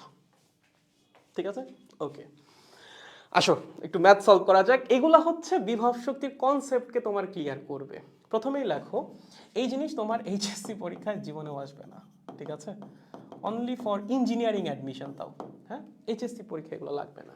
আচ্ছা, কি আছে আমাদের কাছে? একটা চেইন আছে। ঠিক আছে, একটা চেইন দিয়ে আমরা কি করছি, এরকম একটা অর্ধবৃত্তাকার রাস্তা বানাইছি। এটা একটা চেইন। ওকে, এরকম এরকম এরকম এরকম এরকম একটা চেইন আছে আমাদের কাছে। সেটা দিয়ে আমরা কি করছি, একটা অর্ধবৃত্তাকার রাস্তার মতো বানাইছি ভূমির সাথে। ওকে, তোমাকে বলছে এই চেইনের ভর হচ্ছে 20 কেজি, মানে এই সিস্টেমটার টোটাল ম্যাস হচ্ছে 20 কেজি। এবং সিস্টেমটা যেহেতু একটা অর্ধবৃত্ত, অবভিয়াসলি তার একটা ব্যাসার্ধ আছে, এবং সেই ব্যাসার্ধ বলা আছে হচ্ছে 5 মিটার। তোমাকে প্রশ্ন কি করছে দেখো, প্রশ্ন করছে সিস্টেমের মহাকর্ষীয় বিভব শক্তি কত। কেমনে বের করবা বলো তো এটা? হ্যাঁ, একটা চেইন আছে এরকম একটা অর্ধবৃত্তাকার রাস্তা দিয়ে বানানো, হ্যাঁ, তোমাকে ভর দিয়ে দিছে, ব্যাসার্ধ দিয়ে দিছে, তোমরা বলছো মহাকর্ষীয় বিভব শক্তি কত, কি করবা? তুমি বললে যে ভাইয়া আমি দেখি আমার চেইন ভূমি থেকে কতখানি উপরে আছে। ভূমি থেকে সে আছে হচ্ছে ভাইয়া এতখানি উপরে। কতখানি? এই যে এতখানি উপরে ভাইয়া। এবং এইটা কি হবে, যেহেতু এটা একটা অর্ধবৃত্ত ভাইয়া, তাহলে অবশ্যই এইটা তো ভাইয়া হবে ব্যাসার্ধের সমান, তাই না? অর্ধবৃত্ত না, বৃত্তের একটা অর্ধেক, তার মানে এতটুকু কি হবে, ব্যাসার্ধের সমান হবে। তাইলে ভাইয়া আমার চেইন আছে ব্যাসার্ধের সমান পরিমাণ উচ্চতায়, তাহলে বিভব শক্তি হবে mgh, মানে হচ্ছে mg ইন্টু আর। নৌ চেইনের এই অংশ আছে h পরিমাণ উপরে, এই অংশ কি h পরিমাণ উপরে? না, ও তো এতটুকু উপরে। ও কি h পরিমাণ উপরে? না, ও তো এতটুকু উপরে। ও কি h পরিমাণ উপরে? না, ও এতটুকু উপরে। এই পাশেও সেম, এতটুকু উপরে, এই পাশ এতটুকু উপরে, এই পাশ এতটুকু উপরে। তার মানে চেইনের এক একটা অংশ এক একটা হাইটে আছে। যদি এরকম প্রবলেম আসে, তখন কেমনে বিভব শক্তি বের করবা? তখন লাগবে কনসেপ্ট। তখন বিভবের কনসেপ্ট বা বিভব শক্তির যে মেইন কনসেপ্ট, সেটা ছাড়া ম্যাথ সলভ করা হয়ে যাবে close to impossible. So concept যদি তোমার ক্লিয়ার থাকে, এই ম্যাথও তুমি পরীক্ষার হলে সলভ করে আসতে পারবা। কনসেপ্টে ঝামেলা থাকলে এই ম্যাথে তুমি আটকায় যাবাই। তাহলে ভাই এই ম্যাথ আমরা কেমনে সলভ করব? চলো, আমরা দেখেই বুঝতেছি যে আমাদের সিস্টেমের এক একটা অংশ এক একটা হাইটে আছে। তাহলে আমরা একটা কাজ করি, সিস্টেমটাকে অসংখ্য ছোট্ট ছোট্ট অংশে ভাগ করি। ভাগ করে প্রত্যেকটা ইন্ডিভিজুয়াল অংশের শক্তি বের করি বা বিভব শক্তি বের করি। ধরো আমি এটাকে কি করলাম, টোটাল 5 লাখ ভাগে ভাগ করলাম। ঠিক আছে, কি করলাম, 5 লাখ ভাগে ভাগ করলাম, এবং এই 5 লাখ ভাগের প্রত্যেকটার বিভব শক্তি বের করলাম। তাহলে সিস্টেমের টোটাল বিভব শক্তি কি হবে? তুমি 5 লাখ ভাগের বিভব শক্তিকে যোগ করে দাও, তুমি সিস্টেমের টোটাল বিভব শক্তি পেয়ে যাবা। কেন? কারণ শক্তি কি রাশি ভাই? শক্তি স্কেলার রাশি।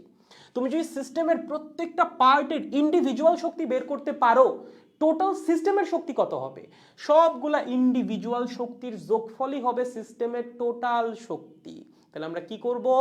সিস্টেমটাকে ইনফাইনাইট ভাগে ভাগ করব, ভাগ করে এক একটা ছোট্ট ছোট্ট ভাগের বিভব শক্তি বের করব, সবগুলাকে যোগ করে দিব, সিস্টেমের টোটাল বিভব শক্তি বের হয়ে যাবে। তাহলে আসো প্রথম ভাগ। আমরা প্রথম ভাগটা নিচ্ছি এই জায়গায়। আহা, কোন জায়গায় নিব প্রথম ভাগ? প্রথম ভাগটা আমরা নিব এই জায়গাটায়। ওকে, আচ্ছা আমরা কথা বলো, ধরো এই যে এটা ছোট্ট একটা ভাগ, হ্যাঁ একদম ছোট্ট একটা ভাগ নিয়েছি। ধরো এই ছোট্ট ভাগের দৈর্ঘ্য হচ্ছে কত? ধরো কথার কথা dx, ঠিক আছে? dx হচ্ছে এই ছোট্ট অংশটার দৈর্ঘ্য। আমরা প্রথমে দেখতে চাই এই dx দৈর্ঘ্যের বিভব শক্তি কত। তারপর এরকম অসংখ্য ছোট ছোট dx এর সবগুলার বিভব শক্তিকে যোগ করে আমরা সিস্টেমের টোটাল শক্তি বের করব বা টোটাল বিভব শক্তি বের করব। Okay fine. প্রথমত আমার এই পয়েন্টটা আছে এই জায়গায়, আমি ধরলাম সে আছে হচ্ছে ভূমির সাথে থিটা কোণে। কত কোণে? থিটা কোণে। Okay fine. সিস্টেমের এই পয়েন্টটাকে আমি একটু অ্যাড করে দিই, ধরো এই গেল। ফাইন, আমার একটা কথা বলো তো, এই দৈর্ঘ্যটা কত হবে? এটা একটা অর্ধবৃত্ত না? অর্ধবৃত্ত তো। সো কেন্দ্র থেকে পরিধির যে কোনো পয়েন্টের দূরত্ব কি হবে? ব্যাসার্ধের সমান। ঠিক আছে, কিসের সমান হবে? ব্যাসার্ধের সমান হবে। এখন এই দৈর্ঘ্যটা কত হবে বলো? এটাও পারার কথা।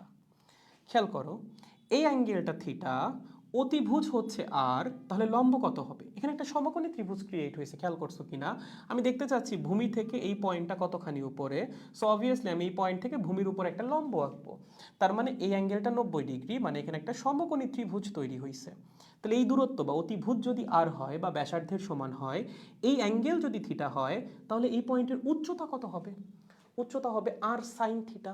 তার মানে এইচ এর মান কত হবে? এইচ এর মান হবে হচ্ছে আর সাইন থিটা।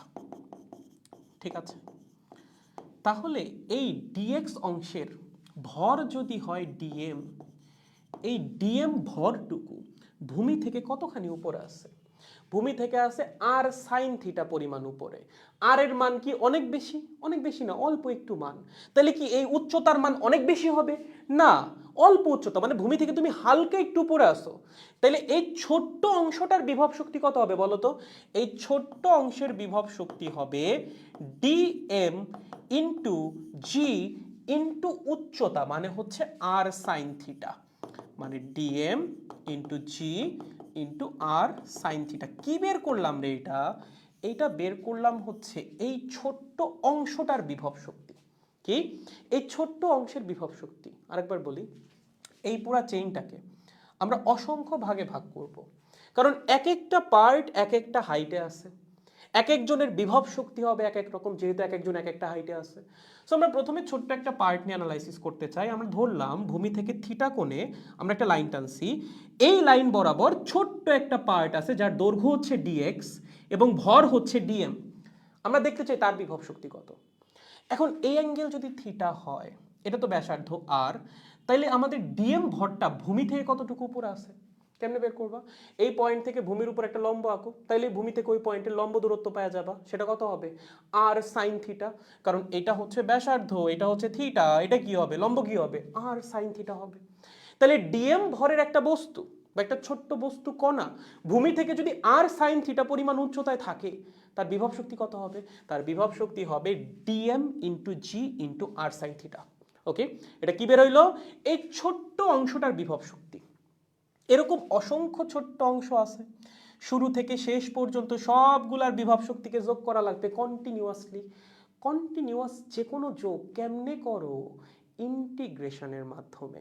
তার মানে এখানে কি করা লাগবে? টেকনিক্যালি ইন্টিগ্রেশন করা লাগবে। তুমি ছোট্ট একটা অংশের বিভব শক্তি বের করছো, পুরো অংশটার বিভব শক্তি বের করতে চাও, শুরু থেকে শেষ পর্যন্ত ইন্টিগ্রেট করে যাও, প্রত্যেকের ইন্ডিভিজুয়াল বিভব শক্তি যোগ হইতে থাকবে একদম শুরু থেকে শেষ পর্যন্ত, তুমি সিস্টেমের টোটাল বিভব শক্তি পেয়ে যাবা। তার মানে সিস্টেমের টোটাল বিভব শক্তি কি হবে? টোটাল বিভব শক্তি হবে ইন্টিগ্রেশন অফ ডিইউ বা integration of DM into G into R sine theta. এতটুকু নিয়ে কোনো সমস্যা নেই। এখন দেখো আর এর মান তো কনস্ট্যান্ট, এটা একটা অর্ধবৃত্তাকার পথ, তার ব্যাসার্ধ তো চেঞ্জ হচ্ছে না। তুমি এখানে থাকলেও ব্যাসার্ধ আর, এখানে থাকলেও ব্যাসার্ধ আর, এখানে থাকলেও ব্যাসার্ধ আর এর মান তো কনস্ট্যান্ট। জি এর মান কনস্ট্যান্ট, তুমি ভূমি থেকে খুবই অল্প উচ্চতায় আসো, জি এর মানও চেঞ্জ হবে না। তাহলে এই দুটো কনস্ট্যান্টকে আমরা একটু বাইরে নিয়ে আসি। তাহলে চলো, জি কে আমরা নিয়ে আসলাম বাইরে, আর কে নিয়ে আসলাম আমরা বাইরে। ভিতরে গিয়ে আছে, ভিতরে আছে সাইন থিটা ডি এম। ভাইয়া থিটার মান কি কনস্ট্যান্ট না? না, থিটার মান কনস্ট্যান্ট না। কেন? যখন তুমি এই পয়েন্টের বিভব শক্তি বের করবা তখন থিটা কোনটা হবে বলো তো? যখন তুমি এই পয়েন্টেরটা বের করবা তখন থিটা হবে এতটুকু। যখন তুমি এই পয়েন্টেরটা বের করবা তখন থিটা হবে এতটুকু। যখন তুমি এই পয়েন্টেরটা বের করবা তখন থিটা হবে এতটুকু। যখন তুমি এই পয়েন্টেরটা বের করবা তখন থিটা হবে এতটুকু। তার মানে এক একটা পয়েন্ট বা এই চেইনের এক একটা পার্টের জন্য থিটার মান তো চেঞ্জ হচ্ছে। তাহলে থিটা তো ভ্যারিয়েবল, কিন্তু ইন্টিগ্রেশন কার সাপেক্ষে? ইন্টিগ্রেশন হচ্ছে এম এর সাপেক্ষে। তুমি এম এর সাপেক্ষে এম কে ইন্টিগ্রেট করতে পারো, তুমি এম এর সাপেক্ষে থিটাকে কেমনে ইন্টিগ্রেট করবা ভাই? এটা কি পসিবল? এটা তো পসিবল না। তার মানে আইদার থিটাকে চেঞ্জ করে এম বানাইতে হবে, অথবা এম কে চেঞ্জ করে থিটা বানাইতে হবে ইন্টিগ্রেশনটা করার জন্য। কেমনে করা যায়? আসো একটু বুদ্ধি খাটাই। ধরো এই যে ডিএক্স অংশটা, আমি যদি এই অংশটার ছবি একটু আলাদা করে আঁকি, এই বুঝো এই, ওকে, এইটা হচ্ছে আমাদের ডিএক্স, ওকে, চেইনের ডিএক্স, যার ভর ছিল হচ্ছে ডিএম। ওকে, খুবই সহজ কাজ।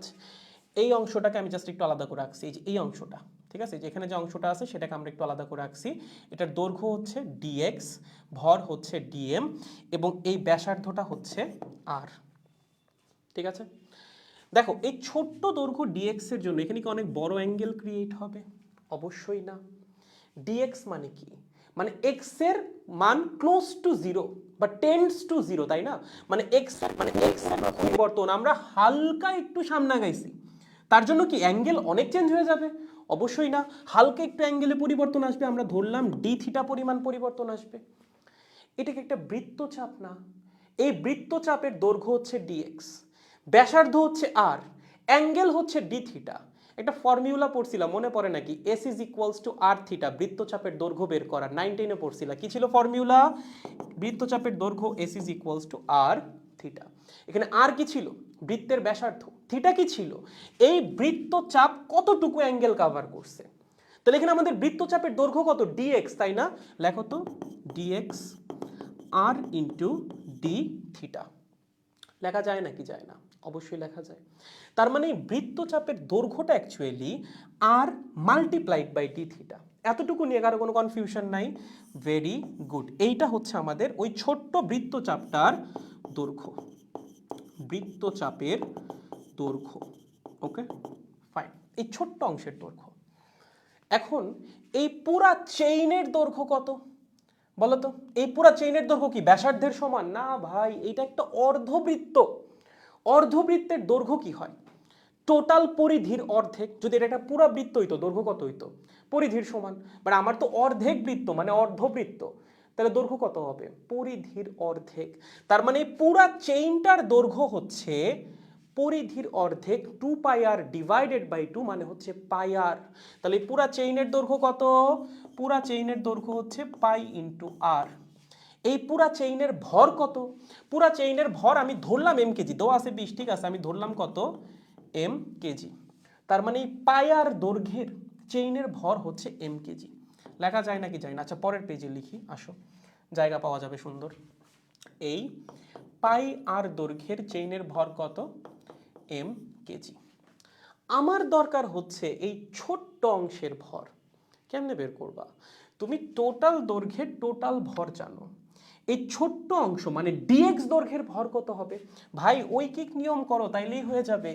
ডিএক্স দৈর্ঘ্যের ভর হবে এম ইন্টু পাই আর ইন্টু ডিএক্স। ঠিক আছে, ডিএক্স মানে জানো কি পাইছি? মাত্রই বের করে আসছিলাম, আর ইন্টু ডি থিটা। লিখে দেওয়া যায় না ডিএক্স এর পরিবর্তে? M divided by pi R into D theta. R এবং আর কাটাকাটি, তাহলে m by pi into D theta, এইটা হচ্ছে ডিএক্স অংশের ভর। এবং ডিএক্স অংশের ভরকে যেন তুমি কি ধরছিলা, ডিএম ধরছিলা। তার মানে টেকনিক্যালি এইটাই তোমার ডিএম বা ওই ছোট্ট অংশটার ভর। তার মানে ডিএম এর মান কত হবে, ডিএম এর মান হবে হচ্ছে M by pi into D theta. ঠিক আছে, একদম যে আমরা জড়তার ভ্রামক যেমন বের করতাম ওই একইভাবেই। ঠিক আছে, তো আমরা ওই ছোট্ট অংশটার ভরটা বের করে ফেলছি, মানে আমরা ডিএম এর মান পেয়ে গেছি। এবার আমরা কি করব, ইন্টিগ্রেশনের মধ্যে ডিএম কে রিপ্লেস করে দিব এই জিনিসটা দ্বারা, তাইলেই দেখবা ম্যাথ সলভড। ওকে, তাহলে চলো তো ফর্মুলা কি ছিল, ফর্মুলা ছিল হচ্ছে U is equals to G R sine theta DM, তাই তো। U is equals to G R, ভিতরে ছিল সাইন থিটা ডি এম, এই ছিল বিভব শক্তি বের করার ফর্মুলা, যেটা আমরা তখন ধরে করলাম।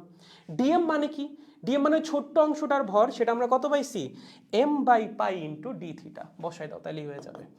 জি r integration sine theta into dm মানে হচ্ছে M by pi into D theta. Okay, m কি পুরা চেইনটার ভর, পাই 3.14, দুইটা জিনিস কি কনস্ট্যান্ট, তাহলে কনস্ট্যান্টকে বাইরে নিয়ে আসি, তাহলে আসবে g r m divided by pi integration sine theta d theta. তার মানে এবার ইন্টিগ্রেশন কার সাপেক্ষে, ইন্টিগ্রেশন হচ্ছে থিটার সাপেক্ষে। তাহলে লিমিট কি হবে বলো তো, তোমার কই থেকে ইন্টিগ্রেশন করা শুরু করা লাগবে, কই থেকে বিভব শক্তি নেওয়া শুরু করবা, তুমি কি এখান থেকে এই পর্যন্ত আসবা, না এখান থেকে এই পর্যন্ত আসবা, না তোমার এখান থেকে শুরু করা লাগবে, ঘুরে ঘুরে ঘুরে ঘুরে একদম চেইনের শেষ প্রান্ত পর্যন্ত আসা লাগবে। তার মানে তুমি যাত্রা শুরু করবা 0 ডিগ্রি থেকে, ঘুরতে ঘুরতে আসা লাগবে 180 ডিগ্রি পর্যন্ত। তাহলে লিমিট কি হবে, 0 ডিগ্রি থেকে যাত্রা শুরু, তোমার ইন্টিগ্রেশন চালাইতে হবে 180 ডিগ্রি পর্যন্ত। তার মানে থিটার লিমিট হবে 0 থেকে 180। বুঝতে পেরেছো, একদম সহজ কাজ।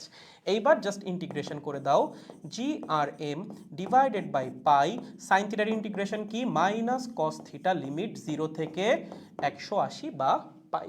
ঠিক আছে, লিমিট বসাই দাও, জি আর এম বাই পাই, ভিতরে আসবে হচ্ছে কস 0 মাইনাস কস 180। ওকে, ভ্যালু বসাই দাও, g r m by pi, cos 0-র ভ্যালু কত 1, কস 180-র ভ্যালু কত -1, মাইনাস মাইনাসে কি হয়ে যাবে প্লাস, তার মানে +1। রেজাল্ট কি আসবে, রেজাল্ট আসবে 2GRM ডিভাইডেড বাই পাই, এইটা হবে হচ্ছে চেইনের বিভব শক্তি। তাহলে এখন জাস্ট মান বসাই দিলে আমাদের টোটাল বিভব শক্তি বের হয়ে যাবে। U is equals to 2 into g এর মান হচ্ছে 9.8, আর কত ব্যাসার্ধ 5 মিটার মনে হয় না, 5 মিটার, আর ভর হচ্ছে 20 কেজি।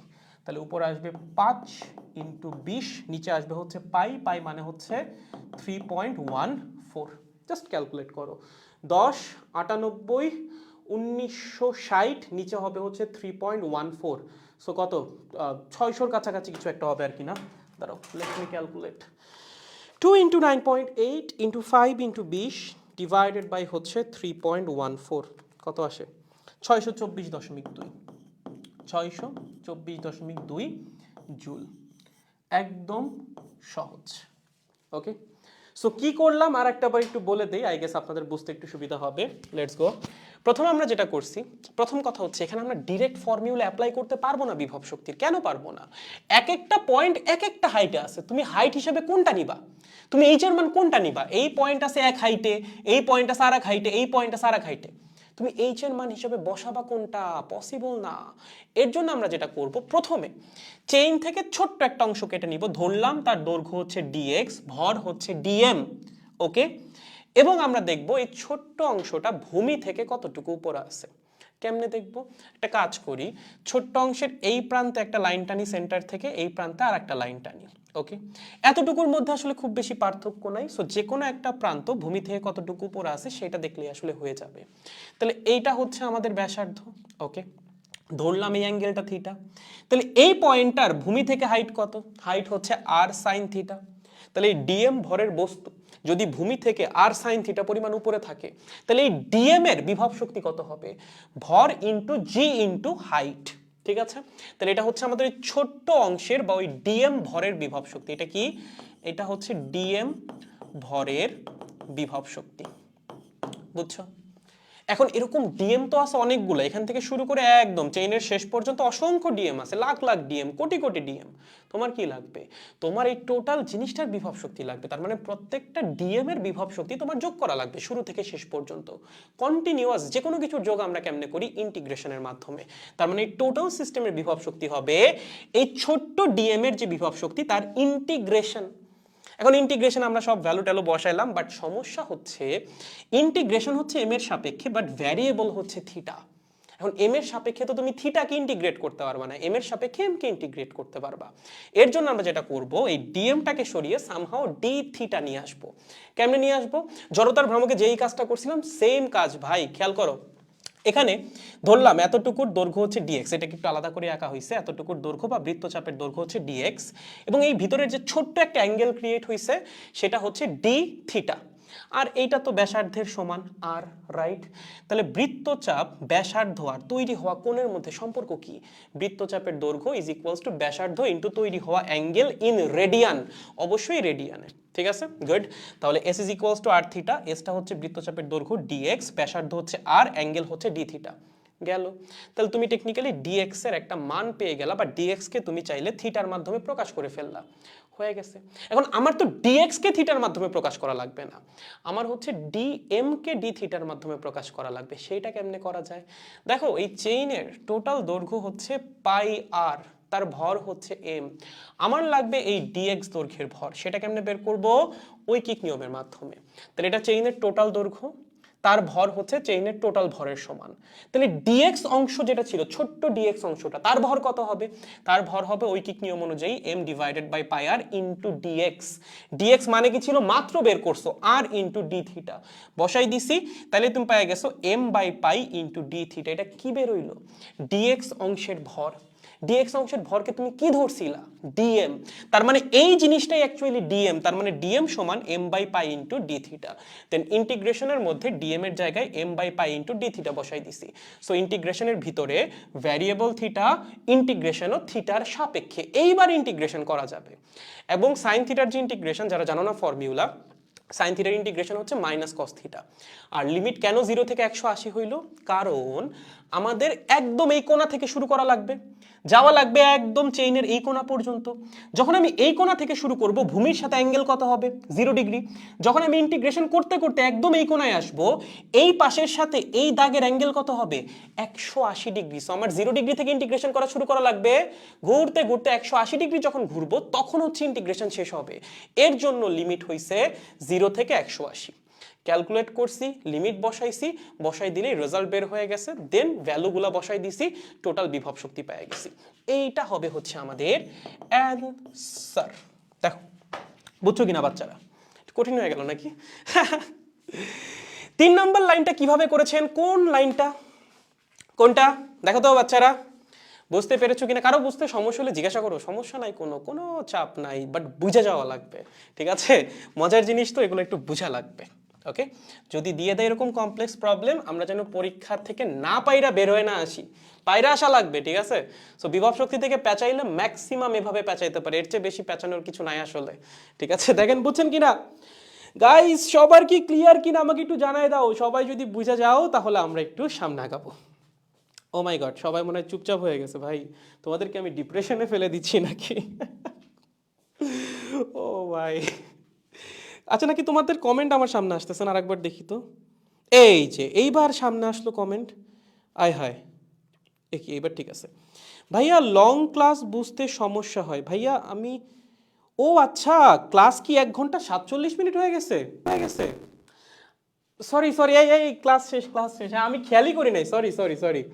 আমি তো ভাবতেছিলাম ক্লাস শুরু করছি 10টা থেকে, আমি টাইম দেখলাম আরো যে 21 বাজে, মানে 1 ঘন্টা 20 মিনিট হয়েছে। Sorry guys, sorry sorry. এই যে ক্লাস শেষ, ক্লাস শেষ, ক্লাস শেষ, দুঃখিত। ছুটি ছুটি ছুটি ছুটি ছুটি ছুটি ছুটি। আমি খেয়ালই করি নাই, অনেক সময় চলে গেছে। হ্যাঁ সরি, খেয়াল করি নাই। শেষ শেষ, ক্লাস শেষ। ঠিক আছে, ছুটি ভাই, এটা বুঝছো নাকি? এটা বুঝে থাকলে ছুটি দিয়ে দিব, সমস্যা নাই। ছুটি, ছুটি রে বাবা, ছুটি। আমি খেয়াল করি নাই টাইমটা, ম্যাথটা করাচ্ছিলাম তো, দিয়ে দিছি ছুটি। বাচ্চারা, দিচ্ছি ছুটি। এটা আমাকে একটু বলো, এটা বুঝছো কি না? এটা বোঝা হয়ে গেলেই ছুটি। ঠিক আছে, আজকে আর না। সবাই বুঝে গেছি। দেখেন, বুঝছি ভাইয়া, ঠিক আছে, ক্লিয়ার ভাইয়া, ঠিক আছে। 4 নম্বর অঙ্কটা, 4 নম্বর অঙ্কে কি হয়েছে? 4 নম্বর অঙ্ক কোথায়? এখানে, এখানে কি হয়েছে? এই 3 নম্বর লাইন এর তো ইন্টিগ্রেশন করা হয়েছে। x to the power n এর ইন্টিগ্রেশন কি হয়? x to the power n plus 1 divided by n plus 1। So x এর পাওয়ার আছে 3, তাহলে পাওয়ার 1 বাইরে যাবে, নিচে ওই পাওয়ার দিয়ে ভাগ। পাওয়ার 1 বাইরে 4 হয়ে গেছে, নিচে পাওয়ার 4 দিয়ে ভাগ। y এর পাওয়ার আছে 1, পাওয়ার 1 বাইরে 2 হয়ে গেছে, নিচে 2 দিয়ে ভাগ। z এর পাওয়ার আছে 1, পাওয়ার 1 বাইরে গেছে, নিচে 2 দিয়ে ভাগ। ঠিক আছে? ওকে, সবাই বুঝতে পেরেছি। বুঝে থাকলে আমাদের আসলে কমপ্লিট। হ্যাঁ হ্যাঁ, ছুটি ছুটি ছুটি বাচ্চারা, সরি আমি খেয়াল করি নাই। আমাদের হচ্ছে পরের দিন সাম্যাবস্থা। পরের দিন আমরা, আচ্ছা স্প্রিং এর বিভব শক্তি, এটা আসলে আমি একটু বলে দিই। দেখো স্প্রিং বলও কি একটা সংরক্ষণশীল বল, এটা মানে আমরা পড়ছি অলরেডি, সো এখানে আসলে নতুন কিছু নেই, জাস্ট বলার জন্য। স্প্রিং বল একটা কনজারভেটিভ ফোর্স, ঠিক আছে? সো এটার জন্য বিভব শক্তি আসতে পারে, এবং স্প্রিং বলের জন্য বিভব শক্তি আমরা পড়ে আসছি। কি ছিল বলো তো? Del U is equals to half K X F squared minus X I squared. এগুলো আমাদের পড়া শেষ, জাস্ট টপিকটা বলে দেওয়ার জন্য, আর কিছু না, শেষ। এন্ড অফ বিভব শক্তি। এর চেয়ে বেশি কিছু আপাতত এই চ্যাপ্টারে লাগতেছে না। পরের ক্লাসে আমরা সাম্যাবস্থা এবং শক্তি সংরক্ষণশীলতার নীতি শুরু করব। আজকে এতক্ষণ ধরে ক্লাস করার জন্য ধন্যবাদ। আমি আসলে খেয়াল করি না টাইমটা, 10-15 মিনিট মনে একটু বেশি বাড়াই ফেলছি, সরি ফর দ্যাট। আশা করি পরের ক্লাসটা 1.5 ঘন্টার মধ্যেই রাখবো, ঠিক আছে? তাহলে পড়তে থাকেন, শিখতে থাকেন, দেখা হচ্ছে সোমবারের ক্লাসে। টিল দেন টেক কেয়ার বাচ্চারা, আজকের মতো শুভরাত্রি। কালকে সেকেন্ড পেপার ব্যাচে ক্লাস আছে, ফ্রি ক্লাস করে ফেলেন। যারা এখনো যুক্ত হন নাই, যুক্ত হয়ে যান। বন্ধু বান্ধবদেরকে জানাই দিয়েন, যদি আপনার মনে হয় ক্লাসগুলো করে আপনি শিখতে পারতেছেন। Share with friends, not classes. Share করবেন হচ্ছে যে কোর্সে যুক্ত হওয়ার জন্য। যাই হোক বাচ্চারা, আজকের মতো ক্লাস এই পর্যন্তই। Good bye.